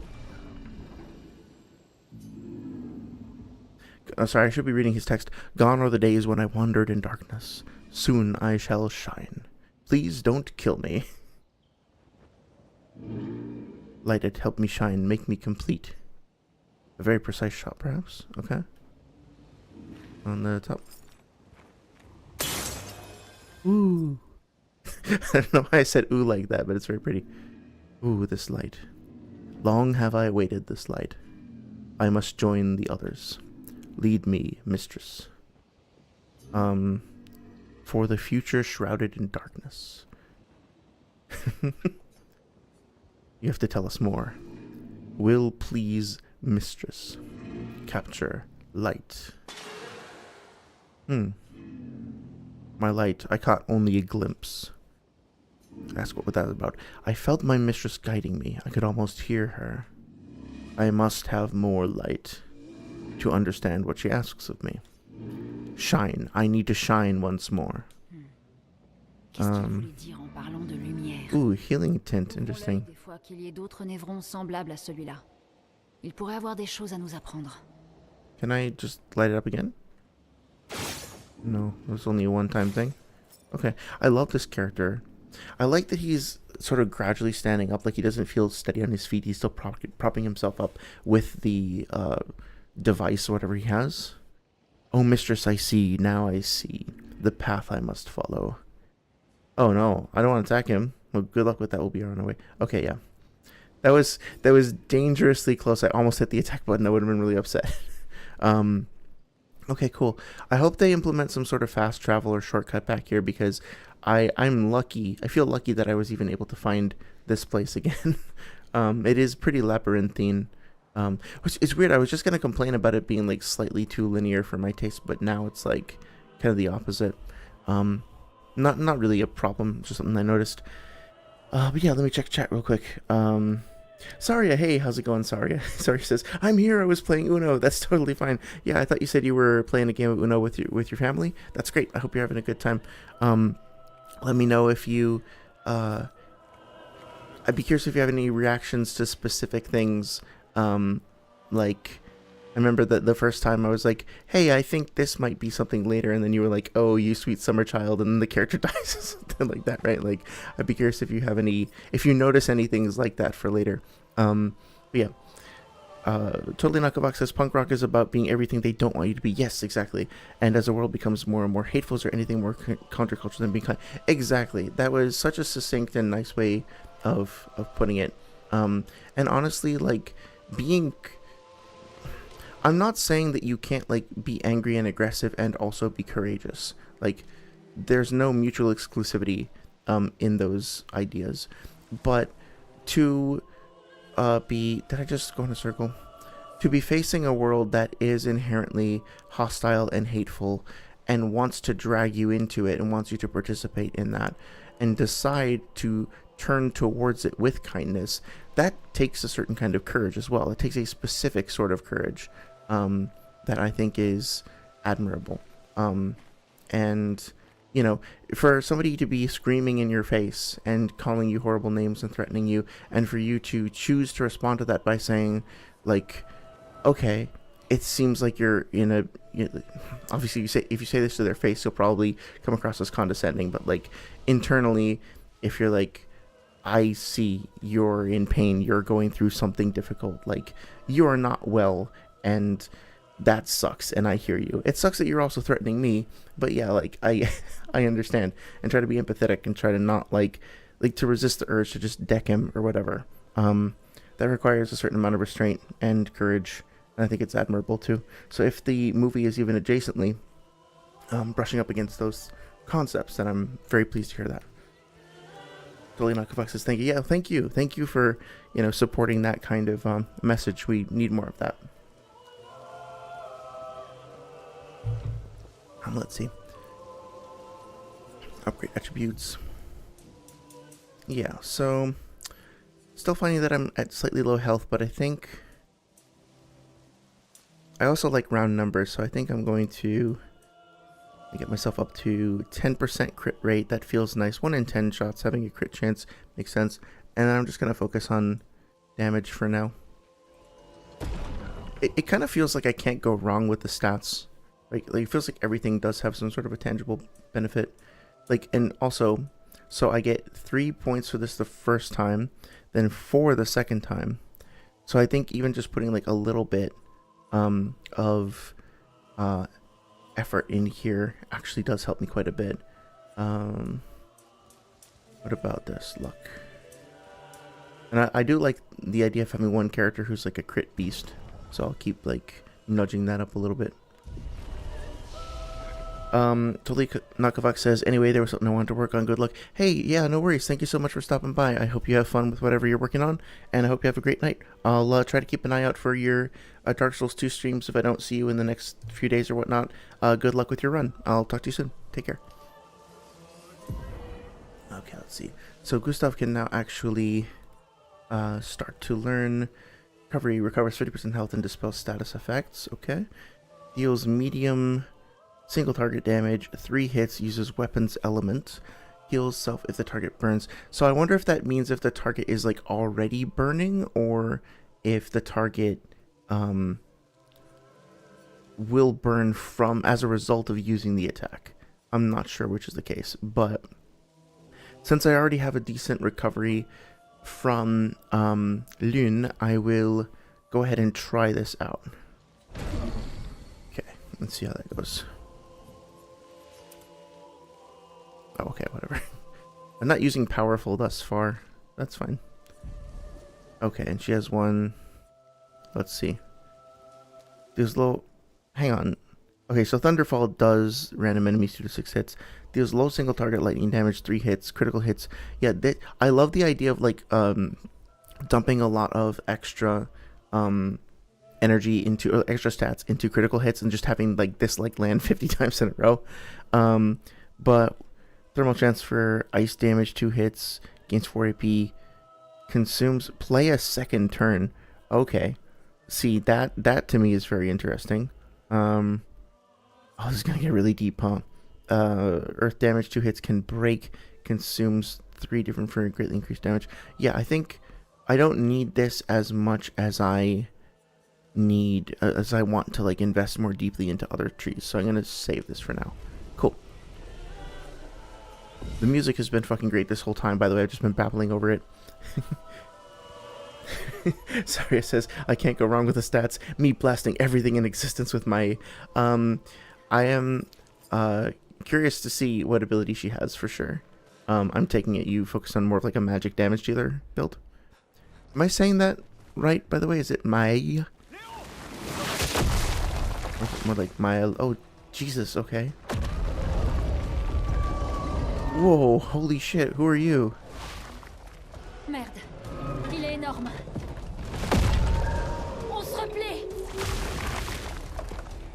Putain de merde.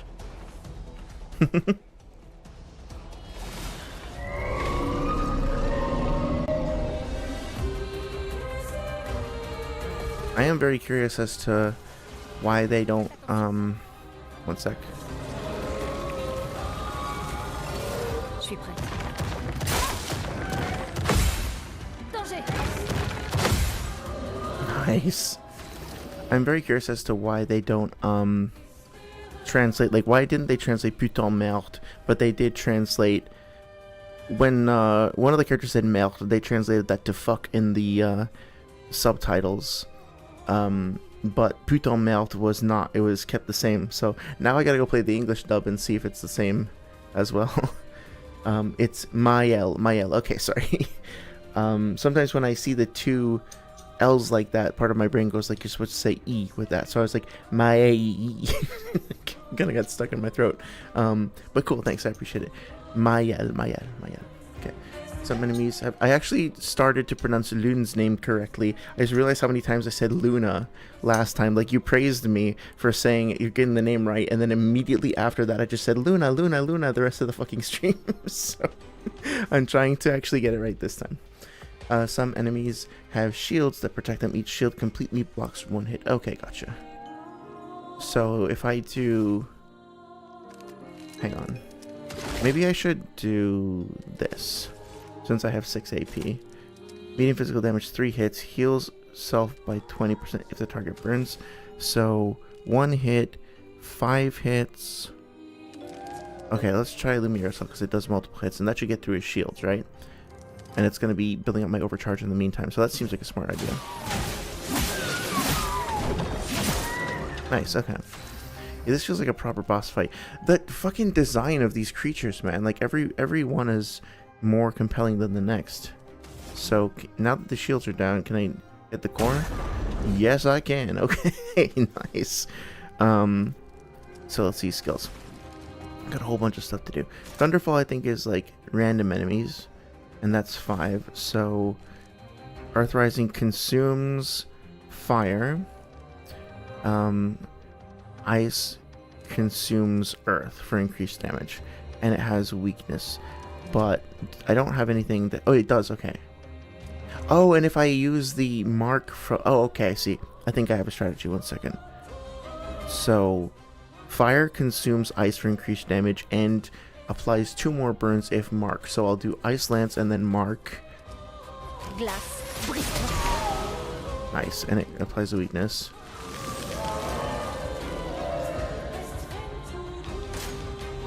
Oh boy. God, the music goes so hard. Alright, so... And then next turn I can do Overcharge as well. So, Marking Shot should work on Evic. There we go, marked. So now... Oh shit. Of course I don't have enough. Forgot about that. Okay, though, I still like where this is going overall. So, yeah. Okay. Oh my god. They're just slightly off.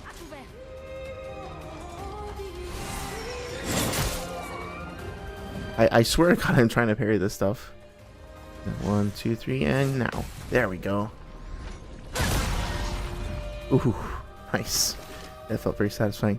Okay, so yeah, I think I'm just gonna get rid of this guy to get him out of the way. And except that was a mistake because now I don't have the mark. Okay. That's fine. I'm not gonna wait around for the mark. Let's just try immolation. Yeah.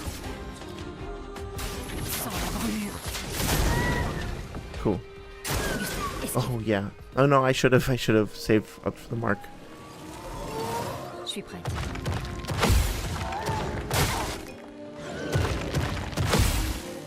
Nice. Okay. Starting to get this down. 1, 2, 3. Nice. Dude, the gun counters are so good. Okay. Better than like oh, sorry, it says better than Lune. Like okay, that's fair. Yeah, Lune's got to be really really irritating. It's okay, the parrying is hard. Just wait until later. Oh no. Well, I mean, I expect that all of the game's mechanics are going to be like further like charged or explored or whatnot as we go on, right? So I'm actually quite interested to see where they take it.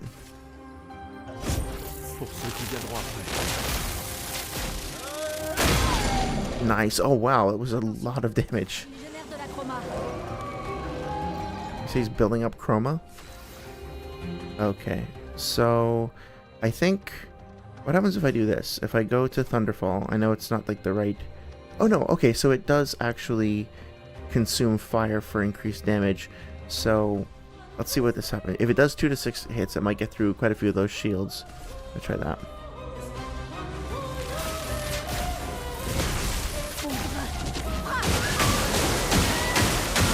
Nice, okay, yeah. Oh, and the burn goes through the shields too. Alright. So let me do the Mirror Assault because that will also get through some shields. Yep. Not a lot of damage, but now... Well, the fire is very effective. Let's see if I can actually get this down right. Damn it! Oh, it's so hard.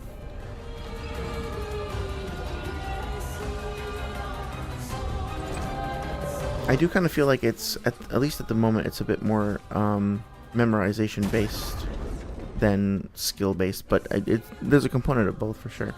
Okay, so I have 2 white chroma and 1 yellow. I don't really have anything that...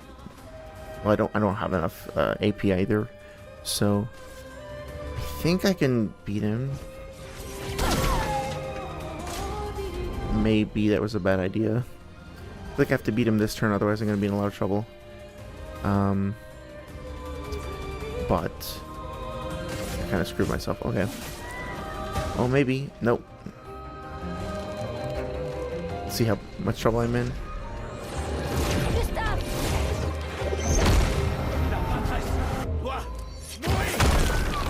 Oh, nice.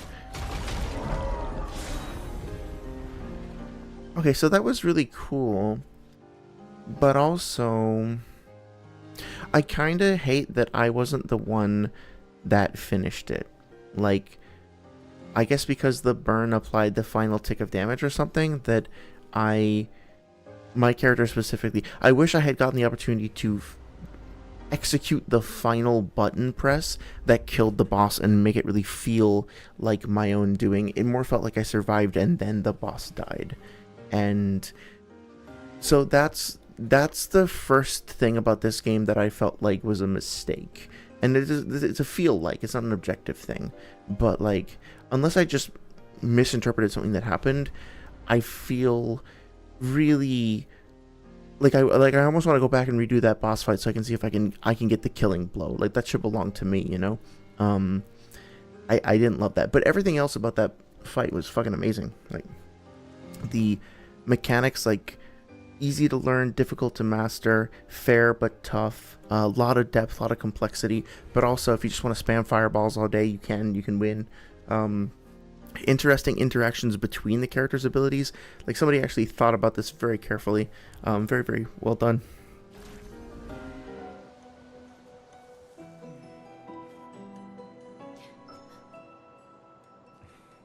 On fêtera ça plus tard.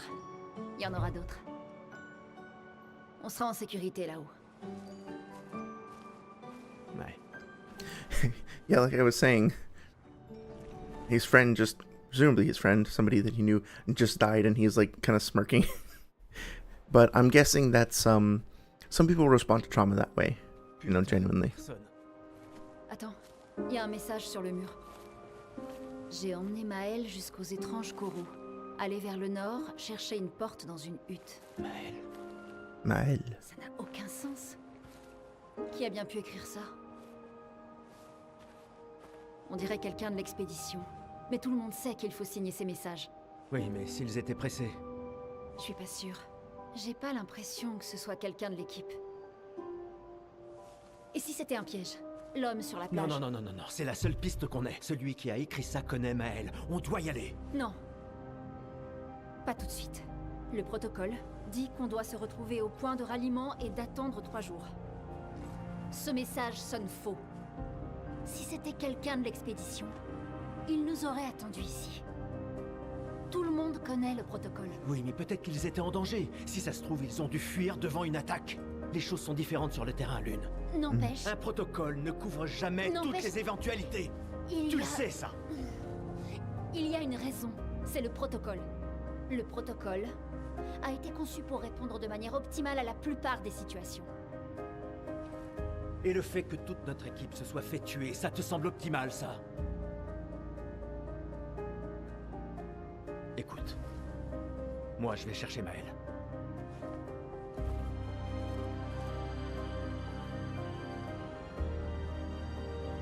Ah, et le protocole dit aussi de ne jamais rester seul. Je te laisse choisir quelle règle enfreindre. Nice.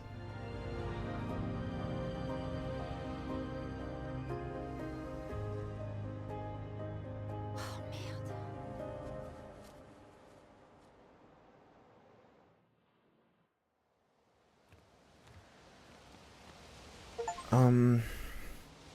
Yeah, I feel like that scene was really well done. It was really, really well written. I am curious to go back and play the English version now, because it does sort of feel like Lune's voice actor could have gotten a little bit more. Her voice intensity to me wasn't like perfectly matching the intensity of what was being said. I felt like her vocal performance was a bit too restrained for my ears. But I want to see if that's like a consistent direction thing with the English performance, or if the voice actor just decided to do it differently or whatever. Not a criticism, more just a curiosity. But I mean, this seems so obvious, but I like the fact that they have very different perspectives and different ways of kind of coping with and navigating the situation that they're in. One thing that feels I see your comment there, which I think you're possibly going to be mad at me about. But like, I was about to say that I currently don't feel a little weird about the fact that Gustav is not like totally freaking out about um Mael because if I had like a little, I don't know what the relationship between them is. I think it's like father to daughter, but even if it's like he says he's her guardian at one point. But even if it's more like big brother little sister type thing, if I felt a sibling of mine had gotten brutally slaughtered, I would be fucking like insanely grief stricken and like torn apart by that, especially if it happened recently. What? No, I'm not done yet. Donc, No. le message disait d'aller au nord jusqu'aux étranges coraux, c'est ça? Et une porte dans une hutte. I'll comment on this in a second. Okay. But yeah, I was very surprised at how little discussion and dialogue we were getting from him. Oh, there's another thing down there about Mael's loss. And also, if there's any chance at all, even a little tiny chance, that Mael is still alive, you would figure that he would be like ready to tear down the earth to go find her. You know what I mean? And to like fight, like to punch God in the face if that's what it takes. Because that's how you feel about your family, right? So I feel like the moment he came across this message, he would have just been like so overwhelmed with, if he thought that Mael had died, he would have been so overwhelmed with gratitude or relief to that she's still alive now. Sorry, what did I say? I'm stumbling over my words here. What I'm trying to say is that if he actually thought that Mael died, he would have been totally shattered by that. And then if he then discovered that maybe she was actually alive, the amount of relief that he would have experienced would have been tremendous. And then if anything got in his way, he would have been like, you know, there's no force on earth that's going to stop me from going and finding her. I don't care what I have to do to save her, right? And you could swap the gender roles. It's not about like a man saving a woman specifically or anything like that. It's like, this is a member of my family. Like, I am, I would expect there to be more dramatic, like, emotional gut punches to these scenes. I would be curious if you agree with that. It feels weird to me, but I don't, it's just like my perspective, so I'm not sure. C'est un avantage. Nice. So yeah, whether you're listening, whether, you know, you, Saria, have thoughts on that immediately, or whether anybody else is listening or watching the video back, I would be curious, do you think Gustav should have, quote unquote, should have shown a different, like, emotional response to, especially because Mael is, very young, and, especially compared to him, and, also potentially died in a very harrowing way in the middle of combat, you know. I'm really, I think, not doing a very good job of expressing my concern here, but yeah, hopefully that made some kind of sense. Just looking for items before we go. The vines and moss that are hanging down, very lovely. Not going to say, well, maybe I should rest, because I'm guessing the boss isn't going to respawn. Although it would be fucking hilarious if it did. So yeah, I'm guessing also that the number 7 here is referring to expedition number 7.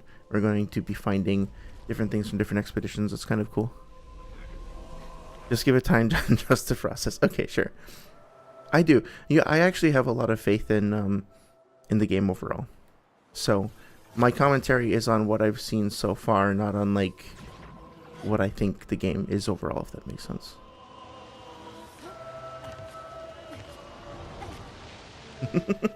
So triumphant that we've avoided death. Yeah, I heard about this. So this this feels somewhat jarring to me. Not that it's bad or wrong or anything like that specifically, but it's a bit weird to have like this big of a disconnect between places. Find Mael and search for a path through the flying waters. Now, something that is, I'm sure, incredibly obvious to some, but that I hadn't thought about before is, was it Sophie who had previously said that, there's a weird effect with the depth of field there, had said something about, like, the paintress seemed to be possibly sad or to be, like, a pitiable figure. And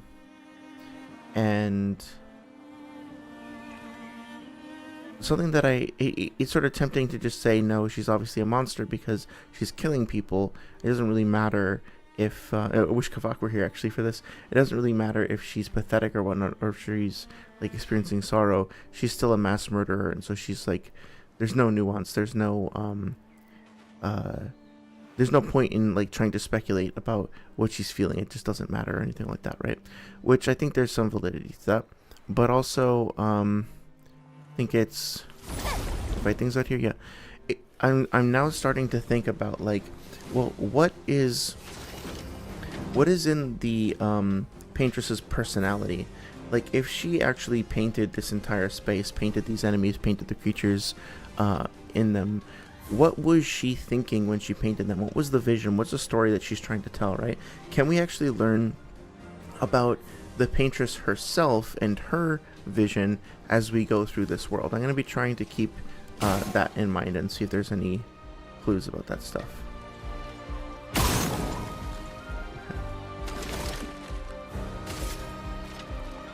Oh, I should probably just take care of this.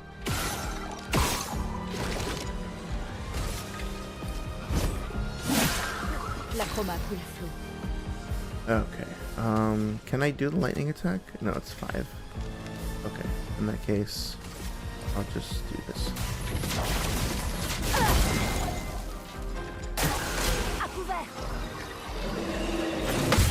Nice. Damn, okay.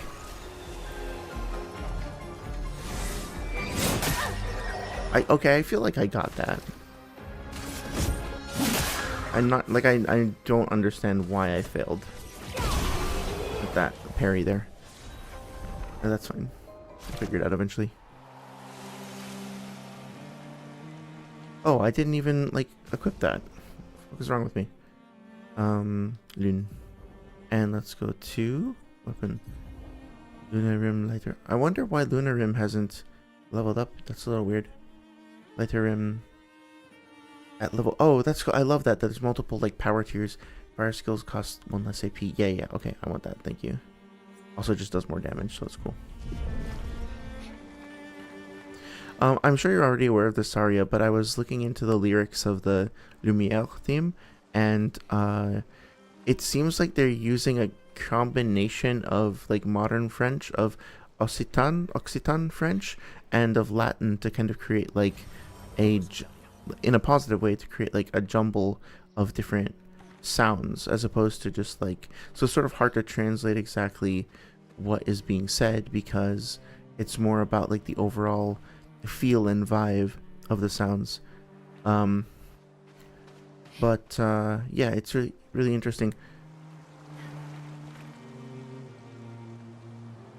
Like I said in chat earlier, I'm trying to learn how to sing it, but the problem is that like, because of the scene it's associated with, I just like start tearing up every time I try to, so it's gonna take me a while. Can I go in the water? No. Yeah, so I'm like, okay, if we just assume that these paintings are just here for or these like statues are just here for decoration, or that the developers put them here because the developers would think that it would look good or be cool or whatever, then it kind of like ends a dialogue. There's not really much to say or wonder about. But if we think that this character here was put here by the paintress, okay, well, what was the paintress thinking when she drew this character? Is it herself? Is it somebody else in her life? You know, is it really just a prop, or is there more significance to it? I like the fact that alone that the game is encouraging us to think about those things at all. I like the fact that I think kind of shares or like shows an amount of respect that we have for it, you know? Are you guys just chilling? Okay. Oh, that's weird. I wouldn't have fought you if you're just gonna relax there.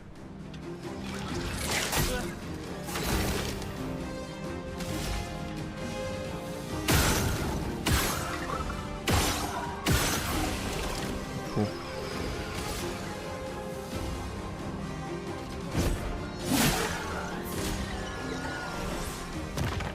Damn it. Oh, okay. I know what I did wrong there at least. Okay, let's see. Healing light. Dispels all status effects. I didn't even realize that it cures status effects as well. Nice. Gustave, esquive.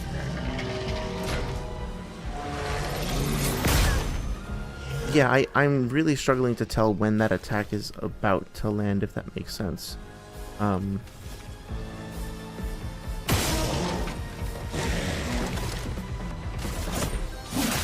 I attacked the wrong guy. Damn it. 1, 2, 3. That's okay. Got the counter. Alright.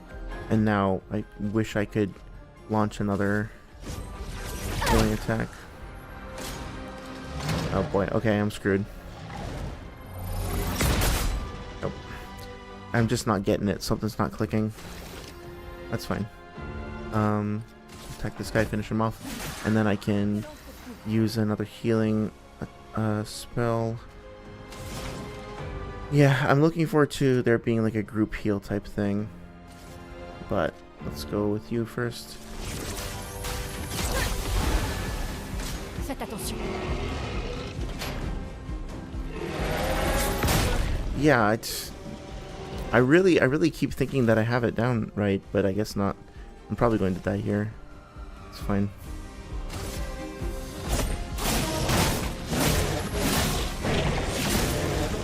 I can finish him if I can survive this, which we'll see if I do. Oh, come on. It's really hard to tell. It feels like a memorization thing. Oh, the song. Yeah, it's beautiful. Lune not wearing shoes. Rapunzel not wearing shoes. Yeah. I mean, like, is this a Miyazaki game? No wonder it's almost as good as a Dark Souls game, right? I will say, in a game where death is narratively highly consequential and traumatic, I don't feel much consequence for dying. Like, I'm not really set back at all, and that's probably fine, you know? Probably not a big deal, but yeah, I should have gotten the first hit there. Just going for the item like an idiot. But also, you know, I wonder if there's maybe more of an opportunity to investigate that a little bit more, if that makes sense. Of like trying to make death feel more traumatic to the player. It's much more easy for me to I think land those parries because I can hear like the audio cue of the 1, 2, 3, right? It just makes much more sense to my brain. But he's weak to ice anyway, right? So yeah, okay, cool. Let's see if I can actually get it this time. Okay, there we go. There we go. Okay. I think there is an audio cue and I've just been talking over it.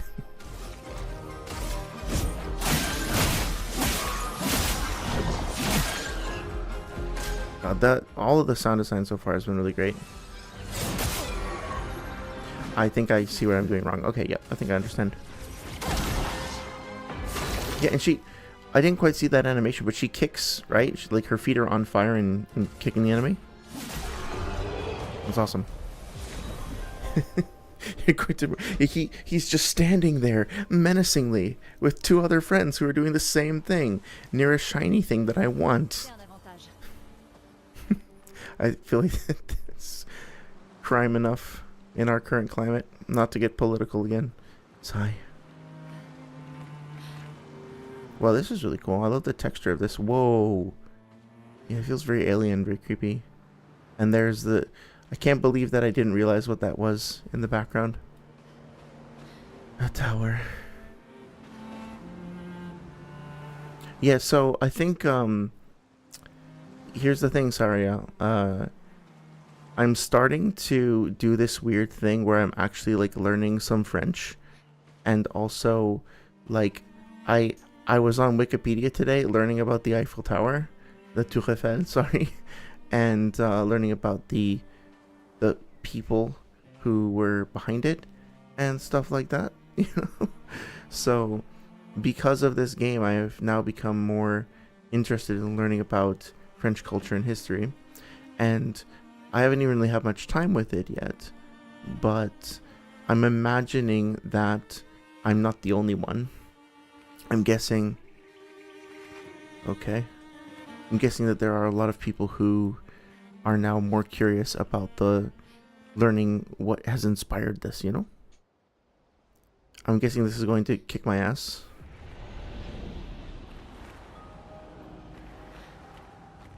Expedition 5 came here. The bunnies! Sorry. They look really cool. I love you. Hi. You're beautiful. So good. Wow. That made me very happy. Things are probably going to murder me horrifically here, right?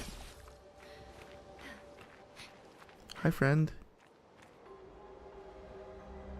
Dude, that, like, the lighting, the color, the way that those, like, plant structures, those coral structures are moving. It's, like, so mesmerizing. Oh, it's like a sheep that's been possessed by, or mutated or something? Or is it made out of the same material as is coming out of those spokes? Oh, you see more of that sticky, like, Icarus substance up there. I have so many questions. I'm so curious about this. Are you friendly? Hello? Oh, so... I see. So if I touch them, then they become hostile. Okay. Yeah, I might be, like, slightly underleveled for this. Ever so slightly. Okay.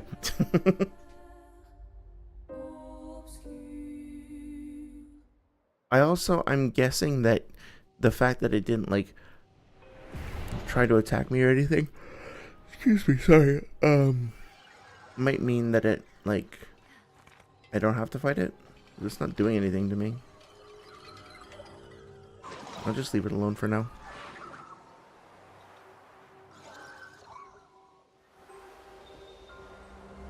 The flying animation's a little janky, but it's okay. I do wish there was just a little bit more, like, sound design feedback for Loon kind of flying around. Make it feel just a little bit more tactile, is a word a friend of mine likes to use. Oh man, I don't... I like the combat, but when I clear an enemy and move on to a new space, I feel like I've accomplished something. And I know that this kind of... It's weird. In my head, when the enemies respawn like this, I feel like it's erasing progress. And I don't feel like that in Elden Ring. And I'm trying to figure out why, because I feel like I'm being unfair. You can access the camp at any time from the continent. Okay. On devrait dresser le camp. Oh, so the... Continuons. On trouvera pas Maëlle si on est mort. There we go. That's more of what I was looking for. Like, that fixation on trying to find her. So we haven't actually officially been in camp yet. The flags aren't proper camps. Just look at this, man. It's so beautiful. Yeah, let's try the camp.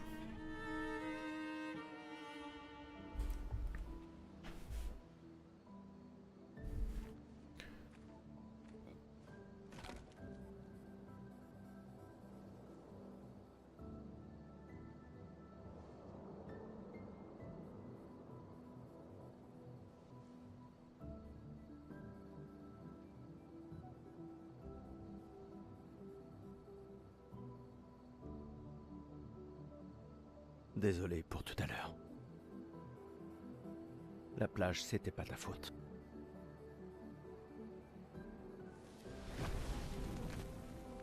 Si, au contraire. J'ai convaincu Alan de débarquer là-bas. I love that she used her fire for like a practical purpose. That's really cool. Bon, on pourrait se reposer. Mais la lune est claire, on devrait continuer. La plage ne t'a donc rien appris? Hors de question que je laisse Maël seul plus que nécessaire. Okay, yeah, you were right. Sorry. Sorry. Et j'ai aucune envie de rapporter ton cadavre à Maël. On doit absolument peser le pour et le contre. Tu as vu ce que cet homme a fait. Mais surtout, tu as vu son visage.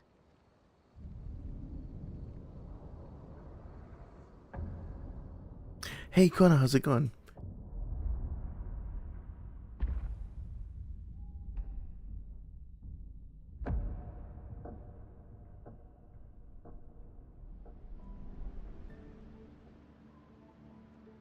Il doit avoir quoi?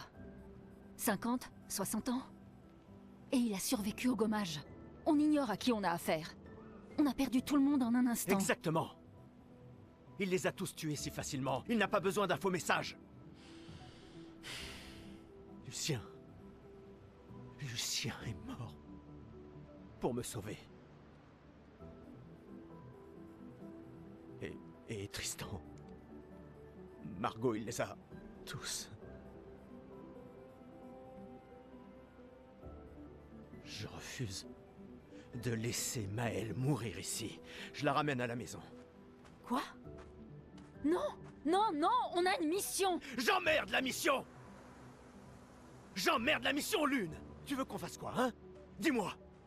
Tu veux qu'on fasse quoi? Tu crois qu'on va pouvoir tuer la peintresse à nous trois? Avec mon pistolet et tes étincelles? J'ignorais que tu étais un lâche. Je ne suis pas un lâche. Tu as prêté serment. Quand l'un tombe, on continue. Ouais, je sais. Quand l'un tombe. Quand Ah. un de nous tombe. Pas si. Quand. On savait qu'on s'en tirerait pas tous. Mais on continue. Aussi longtemps que l'un de nous sera en vie, notre lutte n'est pas terminée. Je n'ai pas peur de me battre, mais Maël est... Maël a prêté le même serment. Je le sais bien. Elle a choisi sa vie. Toi et moi... Allez, on a toujours dit que l'avenir de Lumière était plus important que Que la vie de qui que ce soit. Oui, Oui. est-ce que tu y crois encore? Est-ce que tu y crois encore?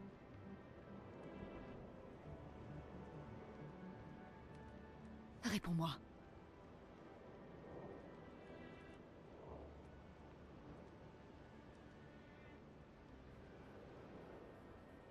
Je l'espère, oui. Mm.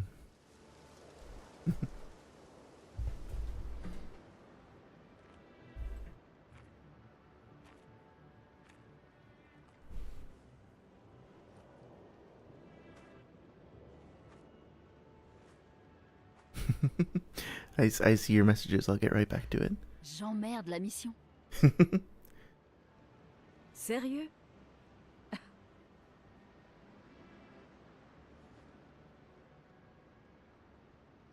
Désolé.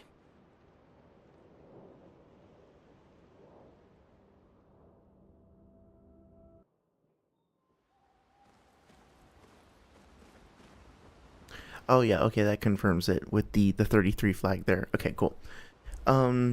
Yeah, so that was a very powerful scene, very effective. I really really enjoyed it. I need to go hear what it sounds like in English too, because I want to hear like what their take on, what the other actors' take on it is. The lanterns suspended in air, and there's like an aurora effect over there with the moon and everything. But there's an eclipsed object over there anyway. Wow. Sorry, is that a redshift nebula? Sorry. Yeah. Oh wow, a little moat. I love it. I love all this. Yeah. So I think that scene was overall like very very powerful, very good. I Can I shoot this? Damn it. Feels like a railgun. I feel like I have now kind of challenged my criticisms from before a little bit. I retract them a little bit. But also, I think it might be a case of like scripting versus systemic gameplay. What I mean by that is I think they probably have some generic lines for, I found a thing over there, and this could be useful, or like, hey, there's a save point over there, whatever. And that those generic lines are just set to play systemically at any given point. And unfortunately, those particular takes were recorded with a neutral tone as opposed to like a slightly more harrowed tone. So they still feel a little bit out of place because they don't feel bespoke to that particular situation. I feel like if that the scene that just happened should have happened just like a little bit earlier. Maybe we should have had like one mini boss fight and then they should have camped like right after that. And that way it would have forced us into like learning about camping earlier, and then we get this scene. Because I think what they were going for is the idea that like, okay, Gustav just had a very traumatic event, and when that traumatic event happened, it triggered like his soldier mode, for lack of a better phrase, right? I'm just making that term up. And like his training kicked in, and he's like, okay, what I'm supposed to do, I have to focus on the mission, I have to kind of get my shit together, I have to survive. I mean, obviously after like he had that attempt on his own life, or was considering that, he kind of put himself back together and just focused on like getting, like limping to a checkpoint, so to speak. But then once he starts to calm down, once his head starts to clear and he remembers like Mael, then at that point he's like, oh, no. Fuck all of this. None of that matters. Family is what matters. I need to go get my, I'm going to say daughter. Sorry, correct me if I'm wrong and it's meant to be sister. And that's what matters. And then Lune has a different perspective. She's handling things differently, and she's still focused on like, we got to follow the rules, we got to follow the mission. And so they both have like very different perspectives, but kind of want the same thing and are challenging each other to find the strength in each other's perspectives, while also like letting go of some of the respective weaknesses in each other's perspectives and find like a common ground. Really smart scene. I think there's just like a slight disconnect between what happened in that scene and what we saw in the systemic running around gameplay that could have been fixed with like a slight pacing adjustment. But where we are now, where we have arrived now, is like we've gone through all that. We've got some great character development. We've got some like poignant moments, some good acting, and I think that we're now in a good spot. Of course, I have to go the wrong way. I want to see what's over here. That's how you leave. You just jump off the end. No. Okay. Now let me catch up on chat. Sorry. Conakun says, yo, I just woke up, but the absolute evil has arrived at last. Well, welcome. Welcome, absolute evil. Good to see you, Kona. Hope you're doing well today. Hope you are continuing to promote the Kushina agenda. Let's see. Sorry, says, let them cook. Yes. They cooked indeed. I can't deny that they did a good cooking. And, the XP is over 1,000 now. Yeah. Fuck the mission, my goat wants his daughter. Yes. Okay, I'm starting to see more of the nuances of the character come through. Hopefully my critique seemed fair. It's less of a critique and more of a, trying to find the nuance in it, if that makes sense. John, should I put penguins in the microwave so both penguins and... No. Me with my niece and nephew for real, says Saria. And then Saria said, oh, it's both daughter and sister. That makes sense. Cool. So it's more nuanced than that. That makes sense. That's nice. No, you should not. Penguins are beautiful and adorable and perfect. No penguin has ever done anything wrong. And penguins should be alive and raw and uncooked. And your friends. And in your house. If they want to be. On the couch watching Madagascar with you. If they're in the mood for it. In camps, you can rest and converse with your party members. To leave the camp, interact with a penguin. Bonfire. Absolute evil needs to do evil things, says Konakun. I think the most evil thing that an absolutely evil thing to do would be to defy anything and everything. And evil itself is a thing that can be defied. So before absolute evil can wreak absolute evil onto the world, it would have to defeat itself. So what happens if you if the evil like phase cancels itself out? Also, can I just shoot her? She's right there. Just get her from here and just get her. Get over here. Couldn't be that easy. Wait, why does he have the burst arm thing? Oh, whatever.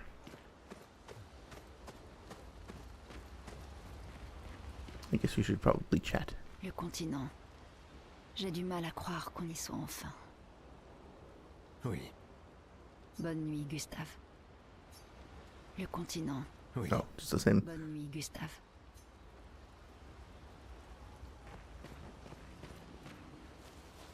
Try the record player. I do like the idea diegetically of like if I just leave the controller here for a while, that Gustav will just be like spending an hour or two awkwardly staring at the gramophone being like, what the fuck is this? I don't know what the fuck this thing is, but I can't admit it to Luna. I look like an asshole. So I just have to stare at it until it walks away. Let's see. Oh, I am glad I have that. I'm not going to put it on because I'm going to start to cry. So I'm going to leave that out. Saria says, wait, the penguin that pushed that other penguin into the ice did something wrong. Absolute neutrality. Yeah, it's, penguins are... This is not going to be funny or make sense, but in my head, the first thing that I thought of was like an infinite sequence of penguins looping. I guess it wouldn't be infinite. It'd be more like a Mobius strip of penguins looping back in on themselves so that the penguin at the front of the line gets pushed by the one behind it. It will then sort of roll forward and push one in front of it and push one in front of it, etc., etc. And then that all goes all the way around back. So any penguin pushing any other penguin creates essentially a perpetual motion machine. There can be no true perpetual motion machines because, you know, friction and heat will eventually cause the system to decay and to grind to a halt. But it will have that appearance for a while as the, like, quote unquote pseudo infinite penguin cascade endures. Now, that, as I said that out loud, it sounded like the craziest fucking thing I've ever said, but I promise it looks cute in my head. And if I could draw it for you, I think you would agree. Anyway, Konakun says, oh yeah, here's some evil things. Kakusugo, you motherfucker. Data books are 100% reliable, and Naruto versus massively faster than light. Yeah, no, you definitely... True evil is knowing not just how to destroy someone, but where to destroy someone. And you've cut me to the quick. Well done. Okay, I make food. Oh, interesting. Gustav finds a spot where he can be alone. Oh, beautiful. He spends some time writing in his journal. He writes about how dangerous the Nevrons are, but how beautiful the continent is. He hopes that one day his apprentices will read everything he wrote. For those who come after, right? Pour ceux qui viendront après. Yeah, nice. Am I remembering correctly that Gustav, that the person in charge of the construction of the Eiffel Tower, his name was like Gustav Eiffel? Is this supposed to... Actually, don't answer this question because I don't want to know. I don't want it spoiled. But I am currently wondering if the person we are meant to be playing as is actually diegetically supposed to be like parallel universe Gustav Eiffel. Like how sometimes I forget the name of the game, but there's like a couple of games where you play as a character called Nico, and then by the end of the game you find out like you're as the credits are about to roll, you know, your companion character turns around to you and says, you know, it just occurred to me, yeah, that I never actually asked you your full name. Oh, it's Nico La Tesla. And then the credits roll and you're like, oh, okay, so it was supposed to be this specific character from our real world, and that's why he had the little electricity attacks that he could do, and now that all kind of makes sense, and that's why, you know, he found that guy Edison, or he was just called Eddie, who was somebody's son, and then like punched him in the face 80 times. That all makes sense now, right? Like, so I'm wondering if there's going to be some similar lore with Gustav. I think I'd prefer if there wasn't. I think I kind of prefer if he's just like, if this is all based on Paris, but not literally Paris. But at the end of the day, it's like, whatever. I don't want to know until the game chooses to tell us, if it does. Find my island, search for a path through the flying waters. Just want to make sure I check everything. Kona, I'm curious, like, stepping away from the irony for a brief second, is there anything, so obviously you know that, like, I get massively triggered by the whole Lightspeed Naruto thing, which, by the way, I don't know if you followed the discussion in chat today, but I'm, like, flummoxed. I am flabbergasted. I don't know, in the debate channel specifically, I don't know how there is still such a disconnect. I don't think anybody's being malicious or anything, but I do feel like I'm being, like, genuine here. I don't understand why people don't see things the way I do. And notice that I'm not saying, like, why everybody else is wrong and I'm right, like, why they don't just agree that I'm right. It could be that I'm wrong. There's room for that, but I don't get why this stuff that seems so obvious to me just doesn't. Oh, cool. That was fucking awesome. I love that. Look at the bridge. Wow, that's great. I love it. Oh, it's like thin. It's like a, yes. Okay. I'm very happy about that. Sorry. But yeah, like, it feels so obvious to me. It feels like such an easy thing to clear up. And yet I talk to other, like, intelligent and well-meaning people who seem sincere in their dialogue with me, and they just, I'm gonna say this kind of rudely, they just don't get it. And I'm like, okay, well, either they don't get it or I don't get it. What the fuck is the problem here? Because it's relatively easy to understand, right? Like, I don't see the problem. So I'm just, like, less angry at any one person or, like, frustrated at any one person, and more just, like, kind of baffled by the whole thing. Anyway, that was a bit of a tangent. My question to you is there anything, oh good, oh wow, look at that. I'm sorry, one second. That is so cool. The floating water bubbles, and it's not just like a trick. They're actually, I don't think so. It could be like a bit of a rendering trick, but it actually looks like it's a field of particles that are rendered at different depths. Wow. And they're actually, like, kind of pulsing. They're not actually breaking off and forming different bubbles, but they are popping. So I genuinely wonder how they're doing this. Oh shit, hang on. They're not, okay, so they're not just, like, little random bubbles or whatever that are overlaid on the environment. They are actually, like, reflecting and bending the light around them, right? They're not just like an overlay plastered on top of the screen. They are actually distorting the light on the other side and warping it, and you can kind of see it as in particular as they go around the characters there. That is, look at that. You can kind of see, like, multiple little images of the characters being distorted, and they're doing this dozens if not hundreds of times all across the screen simultaneously at different depths and, like, with parallax or whatnot. Oh my fucking god, this is so cool. Somebody, like, this could be somebody's doctoral thesis, like like figuring out how to make this tech, assuming that it was something that they did as proprietary tech and not something that they just downloaded a plugin for. But whoever made this plugin, whoever made this work, good fucking job. I'm sure you'll never hear this, but you did a really, really good job, and it looks amazing. And I hope you know that, like, the 8,624 dog years that you spent making this made at least one person happy, because it's really fucking cool. Yeah, and then there's more coming out of this. Jesus Christ. Good job, guys. Good fucking job. Anyway, Kona, sorry. What I was going to ask you is, so you know what triggers me now. You know what I find very frustrating and confusing and annoying about the Naruto discourse. Is there something about Naruto specifically that when other people say you're just like, the fuck are these people talking about? Like, why don't they understand? And I know you're going to say Kushina. I know you're going to say that, like, why doesn't everybody just accept that Kushina is stronger than everybody else and at the peak of the universe and multiversal? But we've already established that. And you're already working to spread that agenda. And it will reach the masses eventually. Other than that,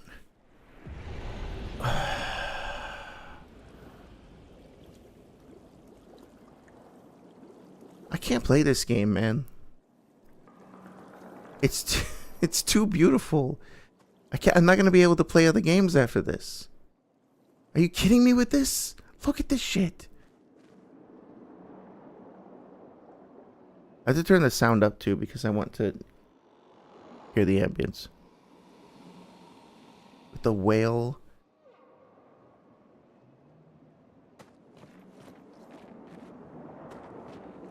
Oh, but they're keeping, so you're not actually underwater per se, because you're still keeping, you can hear like the dry, crunchy footsteps, but things around you kind of are.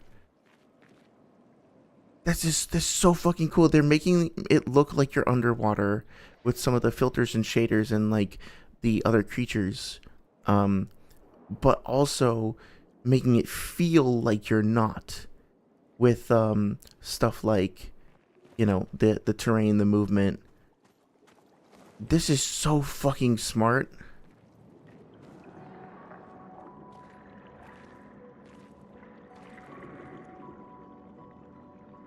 Is that a cuttlefish?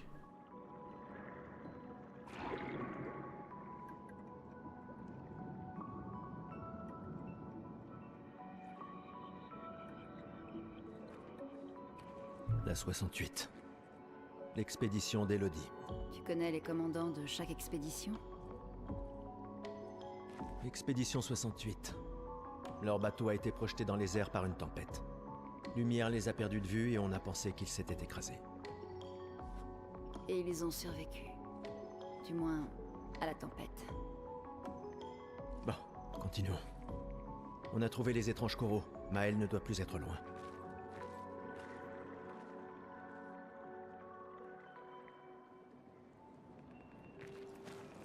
The instrumentation and the soundtrack here is stupendous as well. It's like incorporating, there's some really interesting like kind of like reversed impact textures. So what they're doing with some of the stuff is they're taking like little cymbal hits or little taps or, you know, little drum notes, for lack of a better reason, and they're like removing the low frequency content, and then they're reversing the sound to kind of give it like a sense of an inhale to it, for lack of a better word.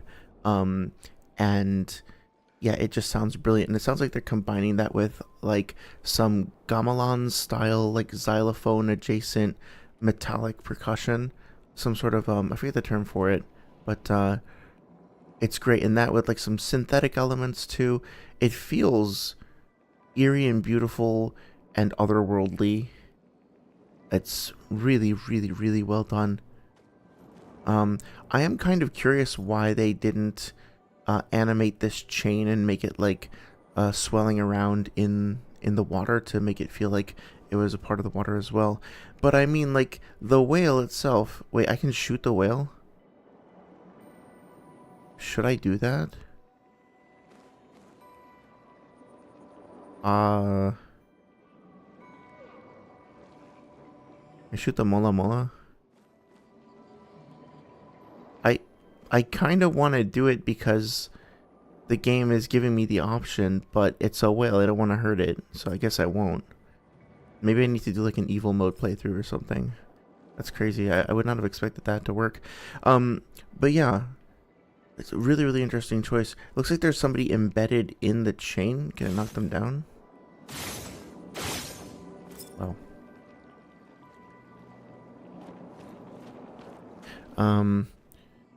Check my end, and I love it. Yeah, it's good that he has that focus. Well, I mean that's kind of what I was looking for, right? Like maybe I just have this on my mind because I've been playing, or like I watched The Last of Us, and I watched a movie of the game as well, of all the cutscenes recently. Last of Us 2, but like when those characters are separated, they will stop at nothing to. That's a terrifying noise. On peut s'en servir. Apply shell and find below 50% health. Nice. Yeah, hang on a second. Wow, I got a lot of stuff here. Plus 3 AP on killing an enemy. Okay, let's give him that. Excuse me. Oh, okay. Okay, and what about you? That energy. And we already learned this? Powering attack, gain power for winter and on base attack. Nice. Okay, cool.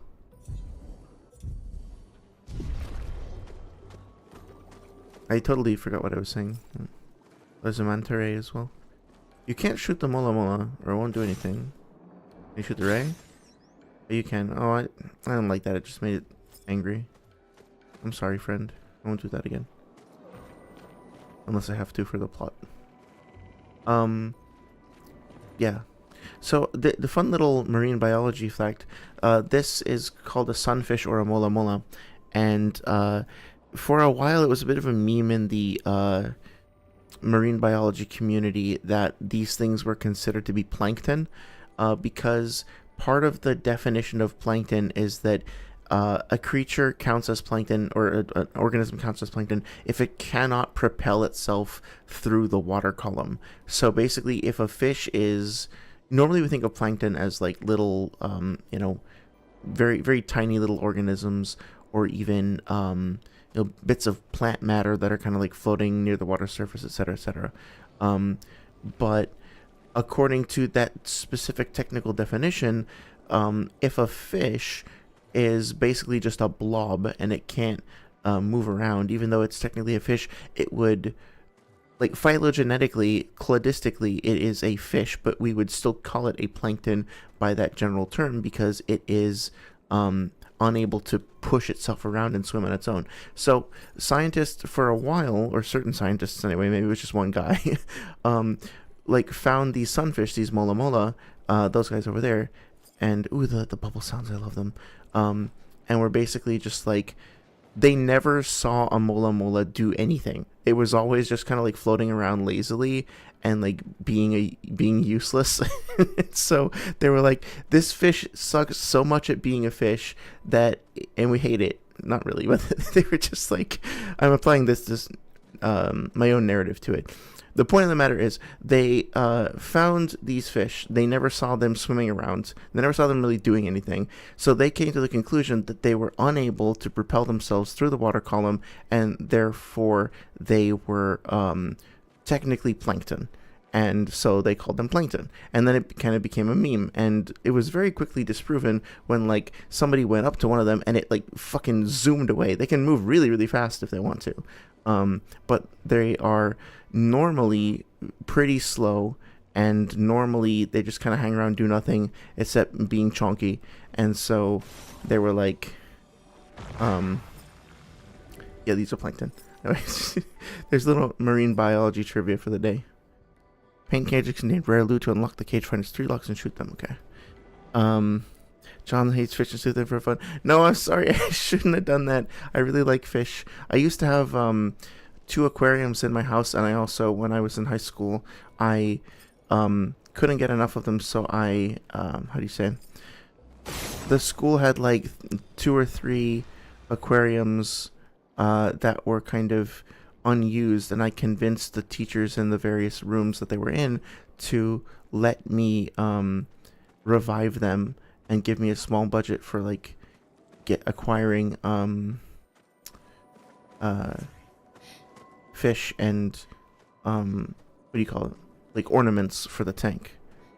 I'm sorry I'm being kind of useless here. I'm just looking for the other thing. And there's just so it's really hard, you know. I hope I'm doing an adequate job, but like it's really hard to talk while playing this game because there is just so much to take in, and it's all great. And like, yeah, it's really hard not to just like sit here slack-jawed and be like, but that's pretty over there, and that's pretty over there. Oh, and that thing's pretty. Look at that. I mean, look at that. Look at the vortex. Look at the bubbles. Look at the stalks of I don't know what they're called. That particular type of marine plant life. But yeah, I immediately felt like shit for shooting the poor manta ray. So I think it's a manta ray. It's a ray for sure. It's not a skate. I've just been running around like an asshole looking for the 3rd thing to pop. But yeah, let's see. Konagun says, I decided that from now on I'll call Hiruzen Reputation Man. Yeah, where was that coming from? I saw that earlier today in chat. It was kind of funny because he's the king of reputations. I've even made the memes already. Yeah, I'm kind of getting to this. Oh, there it is.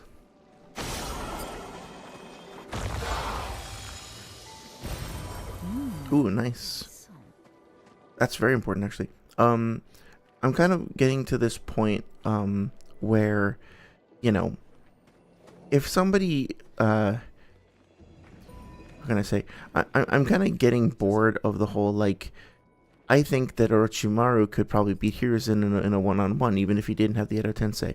Ah, yes, but it said that Hiruzen knows every single jutsu in Konoha, and since it's verbatim stated that he knows every single jutsu in Konoha, that also means he can use the Sharingan and the Byakugan because it says so, and Prime Hiruzen would be able to take anybody at all and would be able to just destroy anybody in his way because it says he's peerless, and peerless means that nobody can possibly stand up to him, so he could just like one-shot Madara and Obito at the same time. Oh shit. And like, if you as an individual, not you Kona specifically, but just in general, if you are the sort of person who finds that enhances your understanding of the series and means that it's more fun for you to interact with it that way, and you like that depiction of the characters, then that's fine. You're allowed to do that. But I'm just like, I'm not going to engage with it at this point. Like, I don't feel the need to like try to debunk or disprove that. If you want to believe that like Hiruzen solos the verse because there's a statement that calls him peerless somewhere in a data book, go ahead. I just find that kind of thing pretty frustrating and kind of like I don't get the point of it. So it's like I've lost all of the energy that I had for trying to engage with that sort of thing. It's like whatever, you know. I guess my only frustration with it is that it kind of feels like if you genuinely love the series and want to understand it, it probably will benefit you to think about it more than that. But honestly, as I said that out loud, it felt kind of gatekeepy, right? It's like, well, no, you have to be on my level of understanding. You have to read the data books like I have. You have to watch the videos that I have. And it's, you know, at the end of the day, just let everybody have fun. Fuck, whatever. Like, I'm kind of getting to the point where I'm done. Like, I want people to understand the Lightspeed stuff, but I'm getting tired of arguing about stuff. It's like, whatever. I don't like it when people mislead each other, but I also don't want to be like policing other people's fun. I like this over here. I think this is very beautiful. It feels very Bloodborne to me. It reminds me a lot of the amygdala, but at the same time, it feels like it's taking inspiration from Bloodborne and going off in its own way. Extremely intrigued to know like why the painters or the developers of the game, or both, decided to have it holding a lantern and then holding whatever this is, this urn, this jar, or whatnot. I'm wondering if these are meant to look like oxygen tanks or something like that, and that the corals and everything were meant to have it resemble. It bears the vague silhouette of a diving suit, like an old-timey diving suit. That's what I thought it was at first. So I wonder if what the Paintress is doing, or what this world is doing, or whatever, is taking familiar things and just sort of warping them and blending them and meshing them in, like almost taking these things like clay and reshaping them into similar and adjacent things with the same material, but transforming them as a result. Sorry, it says, isn't it kind of like how Boruto Kakashi, I think Darth said it best, Boruto Kakashi doesn't exist because picking and choosing the canon for a 3-second Koji fight isn't fair. Yeah, exactly. Especially if he were in DMS mode, but even just like regularly, right? It just, I forget, maybe it was actually Darth who said it, but no, I might have actually read an interview where they said that, like, yeah, Kakashi kind of had his importance to the story. He had his arc. He did what he was going to do, and we feel like we said what we needed to say with him, and now he's kind of gone off and retired. And maybe you could see it as a plot hole, like, well, why doesn't he show up when the whole world is in danger from the Otsutsuki or whatever? And the point is that because he retired, right? Like, that's how they decided to go with it. Which is why when people say that the anime can be used interchangeably with the manga, I mean, like, Kakashi's in the anime for Boruto, and he's actively doing stuff. He's a bigger part of the story than, not at all. And it's like, this is a very different kind of story that's being told by his inclusion at all. There's even a little thing in the, I I forget what it is. It's what it's called, Sasuke Retsuden, I think. It's the story where Sasuke goes and gets a pet dinosaur. In the beginning of that, there's a little beat where they call up Kakashi and he's at some hot springs or something, and I think that's the last like manga appearance we see of him. He's just chilling and relaxing and maxing all cool. And that's fine. He's earned that, right? So Kona says, same goes for me. I've been debating and debunking the stuff about Saitama that it's getting exhausting at this point. Yeah, at a certain point, even if you do manage to convince the people like who you have a decent rapport with, like in your server or whatever, in your friend circle or whatnot, that like it'll just, as soon as you make progress with that group of people, somebody else will come into the server. And this is not to dunk on anybody. It's a lot of the times it's just sort of misunderstandings that people share that spread through the community. It's nobody's fault, right? But what will happen is that like you'll just get done. One sec. You'll just have gotten done with, how can I see how many? Oh, she has 6. Okay. Sorry. You'll just have gotten done with making some progress with one person, and then some completely new person, through no malice or through no mistake or being stupid or nothing negative like that. They just will sort of happen to be at the same place where the person that you just talked to is. Sorry, it's difficult to multitask. 1 second. I'm gonna start over with what I just said after I finish this fight. There we go.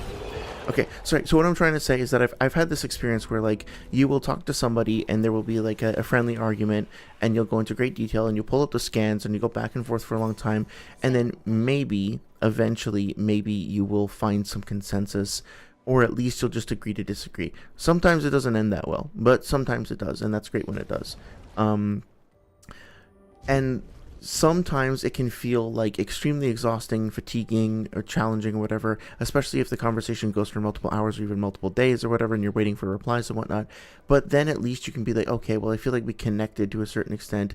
I feel like we made some progress, etc.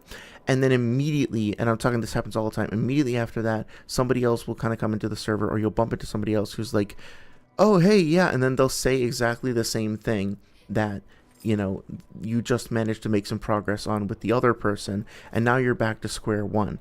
And like, do you really want to go through all of that shit over again? And like, how many times? Oh, hello. Okay. Can you? Do I have to fight this thing? I hit the mine. 1 second. I guess I do have to fight.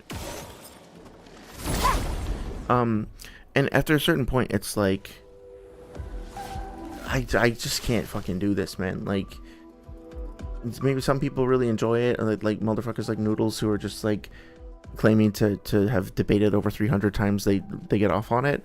I can't do it, man. I'm just not interested. It like starts to erode my appreciation of the series itself, and it's like counter to what I want to be doing. So, I'm still going to keep doing the Naruto streams on Sunday. I'm still going to look for, you know, ways to have like fun discussions about things. And I am still going to fucking whine about the Lightspeed stuff. Don't worry, like that's coming.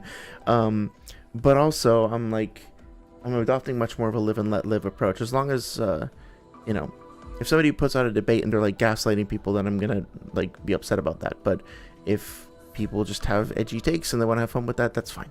It's fine. It's okay. Anyway, Saria says Sasuke meets Yoshi. Yes, he meets Yoshi and he becomes Yoshi's best friend in the whole wide world, and they're adorable together, and they're a better couple than he and Sakura are. I'm not joking. That is not sarcasm. They are a better, more compelling romance than his wife is. Konakun also says, I'm not lying, Saitama fans will legit try to deny what is said in the manga and create their own headcanon and believe in mistranslations. I mean, like, here's the thing. I think that oh, I forgot about that. That works. Actually, better that there were 2 of them, huh? I think it's absolutely fine for anybody to develop, cultivate, wow, that's a lot of XP, their own headcanon for a series. like that's fun. It's creative. It's interesting. I don't think there's anything wrong with that whatsoever.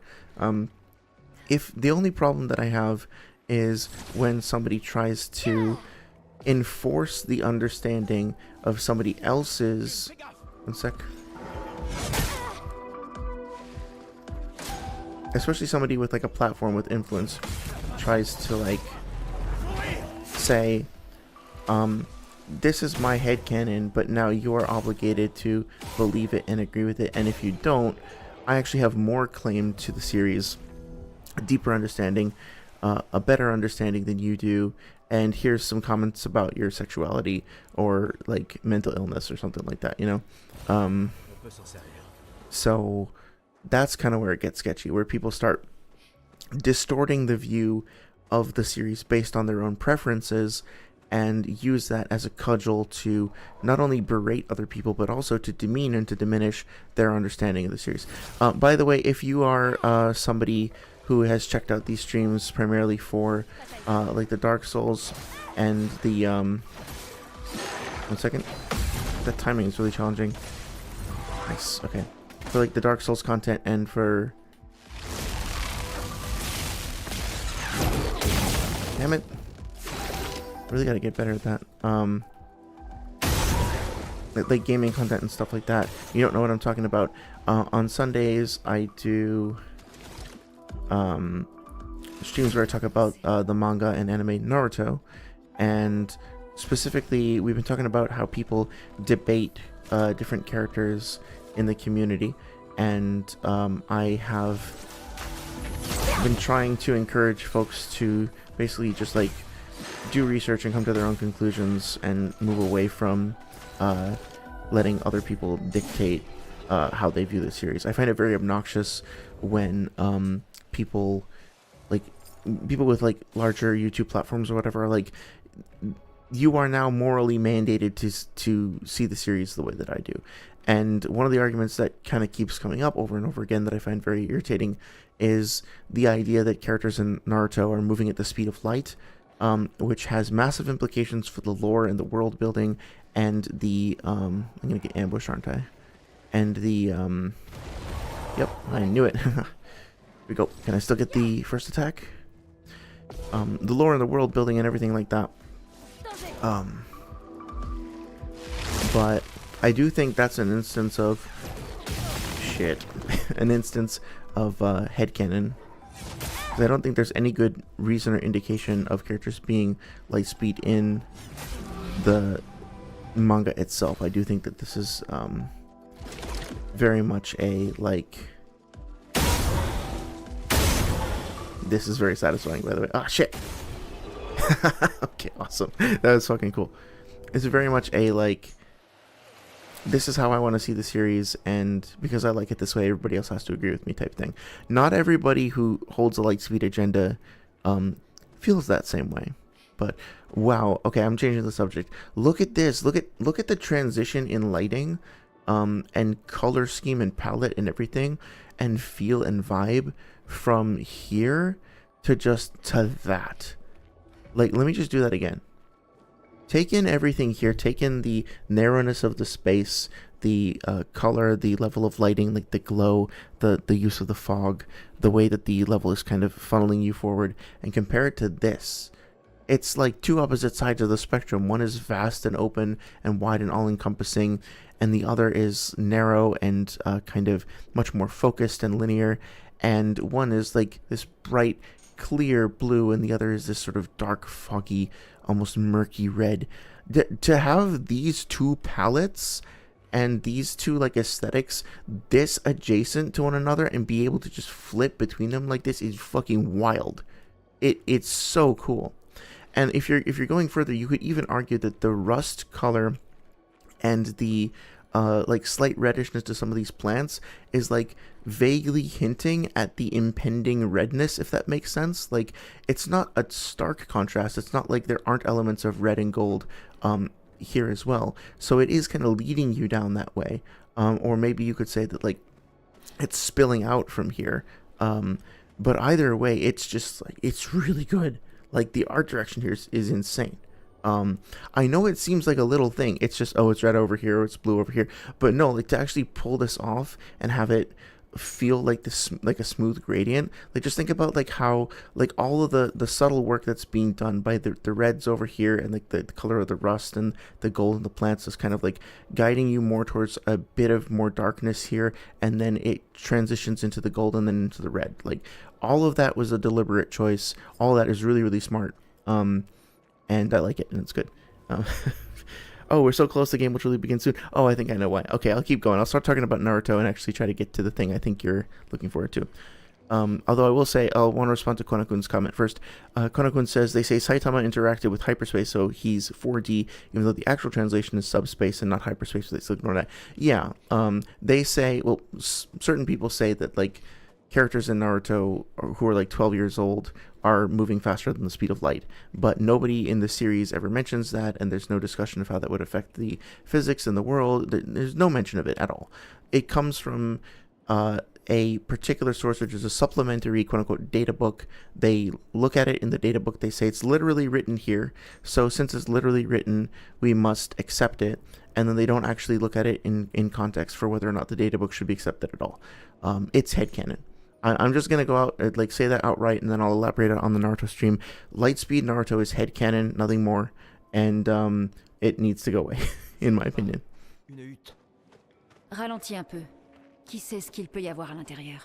I want to just take a minute to take in everything that's... Oh, hello. My dog and cat are fighting in the back now. Great. Just taking everything that's happening here. I'll refrain from commentary, but the yellowfish are so good. The negative space created... No, I won't refrain. Fuck it. The negative space created there kind of looks almost like crown shyness, but like the same sort of visual effect, but being made out by the rocks. Jesus Christ. This is... If I could live underwater, I would live in this house. It looks beautiful. It's like etchings on the... Oh, okay. Regarde, il y a une porte.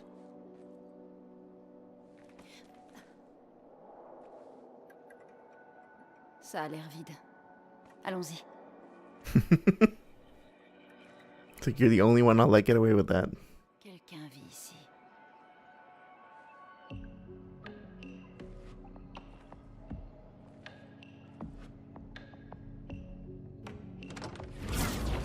Oh. No, nice. Hey, you two behave, please.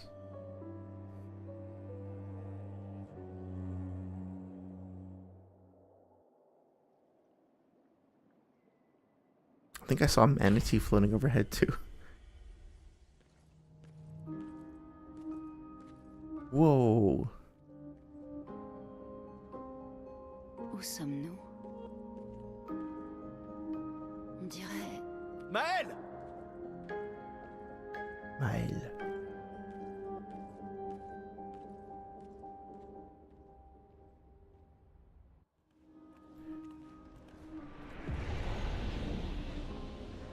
God damn, this is gorgeous. Well, these must be paintings from other expeditioners. I should upgrade, but I don't want to stop exploring. It's time. Yeah, you know what, you're right, sorry, it's time. I've been going for about 3 hours now, so I think I'll probably call it a night. This seems like a good place to stop. It's been fun hanging out with y'all, but you know, my dog's acting up, so I might as well... I'll stop. No, I'm guessing that there's something big is going to happen soon, so I'll keep playing until that does. Although now my cat is crawling around the wires behind my desk. He has a habit of stepping on the power button of my computer, so I'm going to just watch him for a second. Sorry if this is frustrating. 1 second. Nico. 1 minute. Okay, you can't be here right now. I love you. Please leave. I know, maybe if I put something on top of the power button, it's not pressing down, then he will... Okay. Problem solved. Solved and solved. Kind of want to take some time to look at all these, but oh, that's so cool. You can see there's like little brush strokes in the canvas. Do you see that? Little ripples?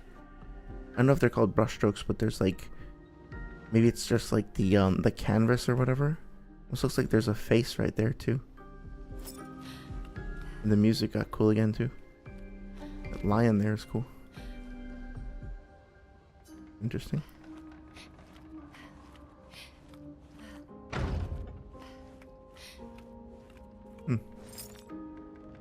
It's peculiar.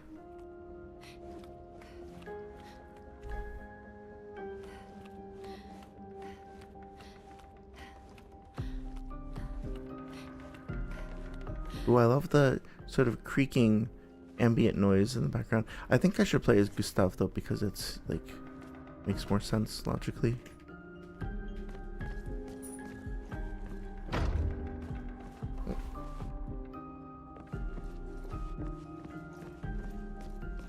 Oh, hello.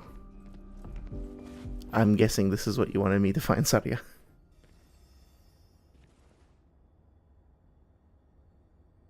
Maël?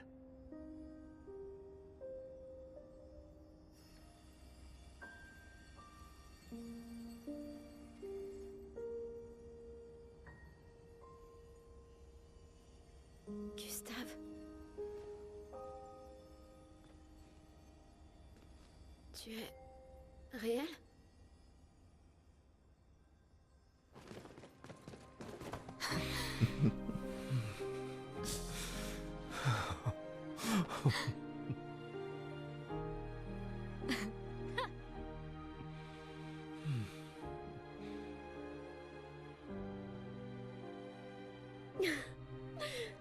C'est bel et bien ton odeur en tout cas. Non, c'est... Je suis désolé. J'ai cru... Sur la plage, je t'ai vu et... J'ai pas pu... Je suis désolé, tellement désolé. J'aurais dû... You were right, Saria, you were right. Tout va bien. C'est rien. J'étais si On inquiet. est en vie.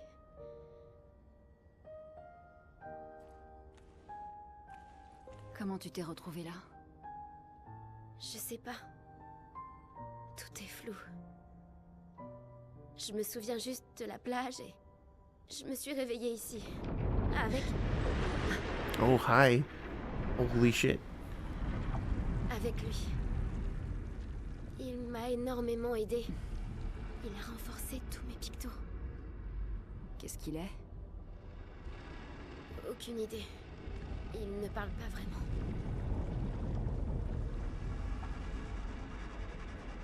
La chroma qui l'entoure.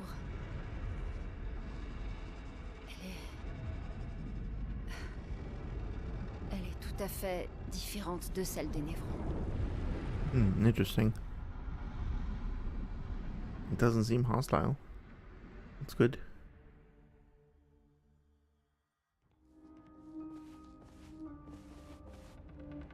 Nice. Now the party is complete. Well, I mean, there could be... Ooh! Sorry. This game is, like, really dangerous for somebody with, like, anything adjacent to ADD because, like, every single thing is worth looking at. It's really hard to maintain focus. But yeah, awesome. We have a third party member. Very cool. I can't wait to see what her abilities are like. So everybody, I guess everybody just has like a generic arm blaster thing, right? Okay. Slenderman, when he gets tired of people saying he has no face, so he rips it off. It's like, yeah, why do I need this if nobody's even going to acknowledge it? Yeah. I think I will probably wrap up for the evening in a second, but I'll just run around with her for a sec. Comment m'avez-vous retrouvé? Il y avait un message au niveau de l'arbre indigo. Sais-tu qui l'a laissé là? Un message? Peut-être. Non.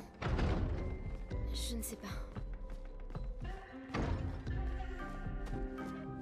Soundtrack is doing really interesting things with like those little vocal snippets and samples. That's where we came from, I think. Yeah, I wonder if it's ever going to be explained why Lune is the only one who can actually like float. Maybe something to do with her tattoos. I don't know.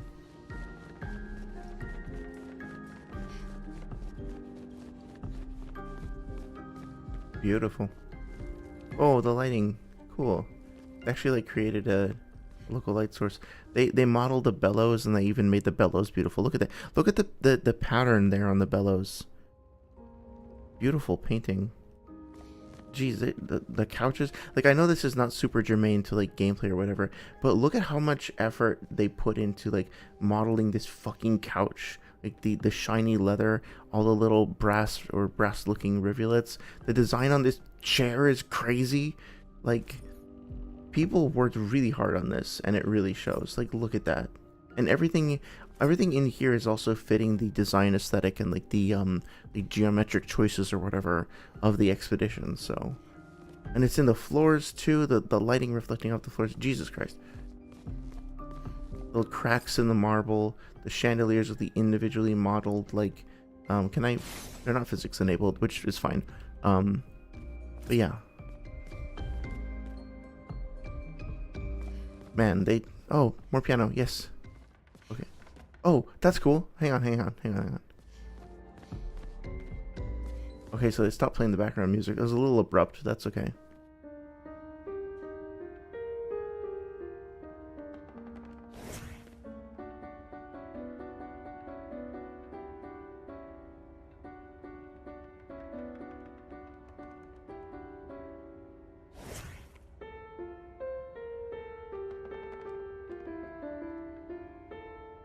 Cool.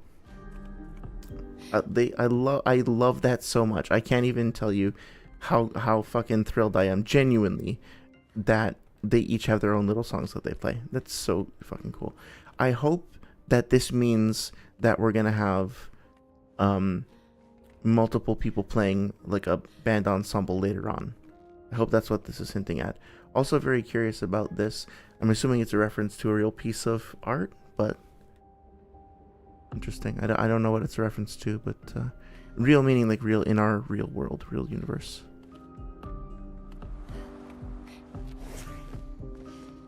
But yeah, that's really cool.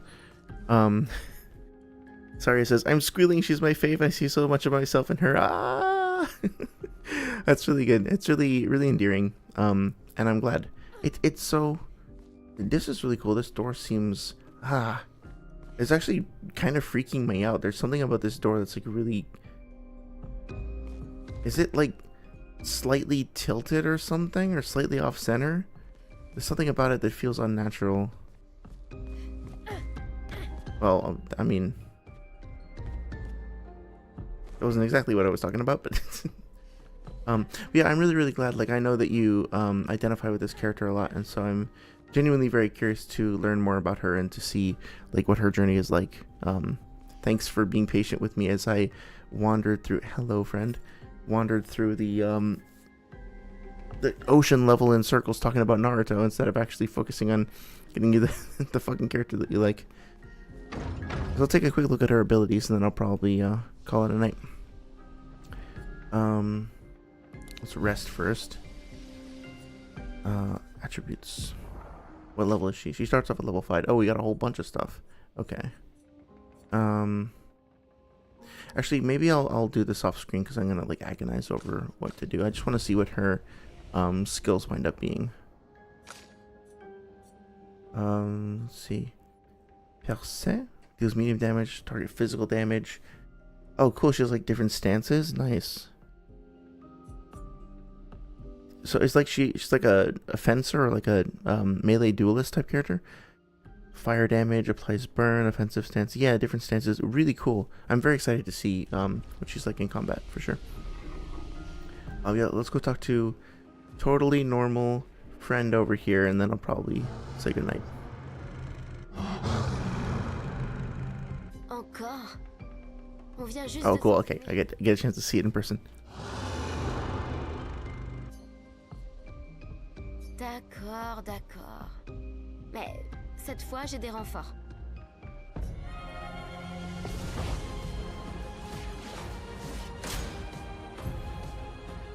Attacks announced with jump. Wait, well, I'm sorry. Attacks announced with a jump flare. That icon must be jumped. These attacks can't be parried or dodged. Okay. Cool, so they're giving us a new mechanic. That's cool. Press actually jump. After a jump, you can trigger a jump counterattack plus artillery counter. Cool. Okay. Nice. Yeah, I guess I'm just gonna do basic attacks on him because I want to focus on Mael. So nice. Okay. No, I'll just do something basic. Okay. So Mael's skills change her battle stance. Defensive stance takes less damage and gains 1 AP per parry or dodge. Cool.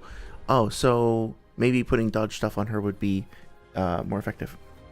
Offensive stance deals more damage but takes increased damage. Virtual stance deals a lot more damage. Cool. Switching to a new stance also provides you with AP. Switch between stances without interruption to maximize her skills effects. Cool. Okay. So let's see. Offensive switch, spark, and percée. Offensive switch switches Mael to offensive stance. Spark and percée switch her to defensive stance. Use offensive stance to... Okay, cool. I like where this is going. So, offensive switch.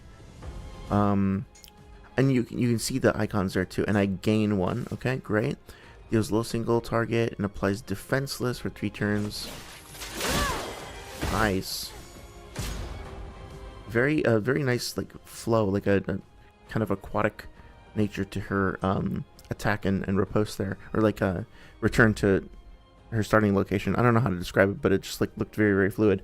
Debuff that increases by 25% the damage received by the character. Okay, cool. Yeah.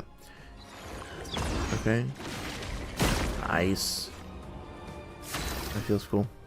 Audio. I think it's the audio cue that it just doesn't feel to me like it's super clear when I should be jumping there. But I'll figure it out.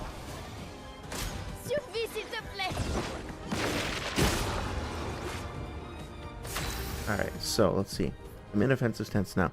When Mael is in offensive stance, she deals more damage but takes more. At the end of the turn, Mael will revert to stanceless unless she uses a skill that switches her to... Okay, interesting. Or uses her base attack. So I'll stay... Hang on. So if I use my base attack, I will stay in my current stance. But if I use a skill that doesn't switch my stance, I'll go to stanceless later. Okay, so skills... Okay, oh geez, okay, this is kind of a lot. In offensive stance, Spark has additional effects that applies more burn stacks to a target. Okay. After casting Spark, okay, cool. So go into a given stance and then consider what second stance to then transition into, and then depending on what you're leaving and where you're going into, there might be additional bonus effects. Okay, that all makes sense. So low physical damage applies defenseless. So you want me to do Spark? Try that. Oh shit, okay. That's different. Nice. Very cool. A bunch of level ups to do off screen. C'était chouette, mais je crois qu'on s'est assez entraîné pour aujourd'hui. Tu pourrais peut-être venir avec nous si tu veux. Si c'est un oui, rejoins-nous au camp, d'accord?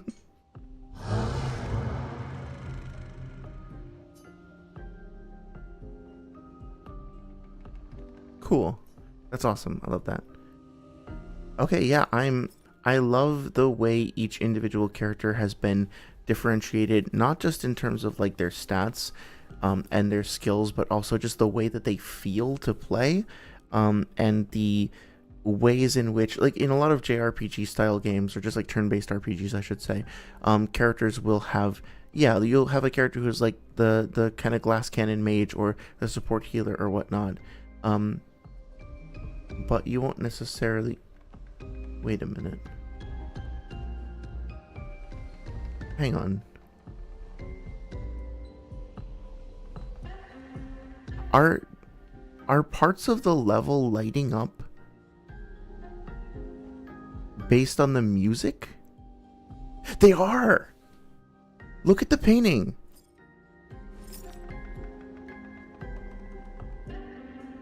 Look, do you see those like little faint pulses of light? They're not like perfectly synced. Okay. They might just be like a passive visual effect. Maybe they're not synchronized with the music. Yeah, maybe not. Damn, I get really excited. But yeah, do you see that? There was one on the floor just over there. I'm not going crazy, right? Like, somebody please confirm that you're seeing what I'm seeing. but I'm seeing like little soft pulses of glowing light. There's one right there. And I kind of went away. Yeah, and then one on the painting right just there. Yeah, and then there was one right there. Yeah, do you see them? There's like 3 or 4 that just showed up there. But just let me stay here for a quick second. I'll call it out when I see it on the painting again. Yeah, there. Yeah. Okay, so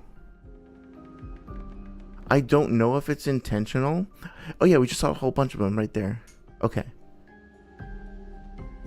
Yeah, so I don't know what is causing that.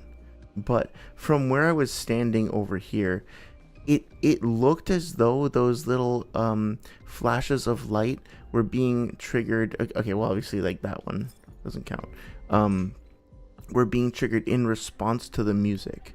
I don't know if that's what's happening, but if it is, that's so fucking cool, because it's one of those things where you're probably not even going to notice it subconsciously unless you're a massive nerd, I guess, or notice it consciously, but your brain will probably pick up on it in the background as like there's something a little supernatural, something a little haunted going on here. That is so fucking cool. I don't even know how they would do that. Yeah, okay. That one was very clear, because one lit up over there, and then another one lit up over there, and then over there. They're doing something. Yeah, the column, the furthest column, you can see it pulse right there. Yeah, okay, there's something going on. I don't know why I'm like thrilled that that's a thing. Even if it's not literally happening, like even if they're not like driving it programmatically or whatever, the fact that it looks close enough, even if it was just a happy accident, is so goddamn cool. It just makes the whole place feel more alive and more whimsical. Yeah. Anyway, I'm sorry. That was like my a huge nerdy moment. I'm not sorry at all. What the fuck am I talking about? That was really, really, really cool. Really, really happy. What I was going to say before all that is that every character in a lot of like Western style RPGs, you will have a character with characters with dedicated roles, and those roles comes fuck me. Deep breath. Those roles come with very prescribed sets of abilities that are different, but the actual tangible experience of playing those characters is not all that different. When you're the melee guy, thinking back to Grandia 2 again, like when you go to select an attack, it does a physical damage attack. If you're support, when you go to take your action, quote unquote select your attack, you are selecting a healing quote unquote attack, right?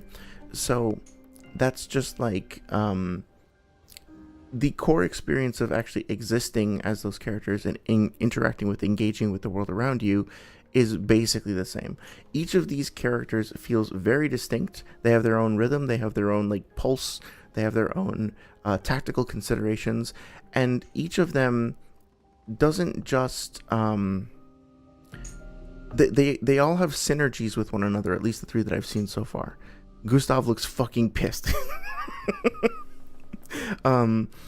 But fucking Gus on the left is like trying to bore a hole through the floor. It's like, let's fucking get on with this shit.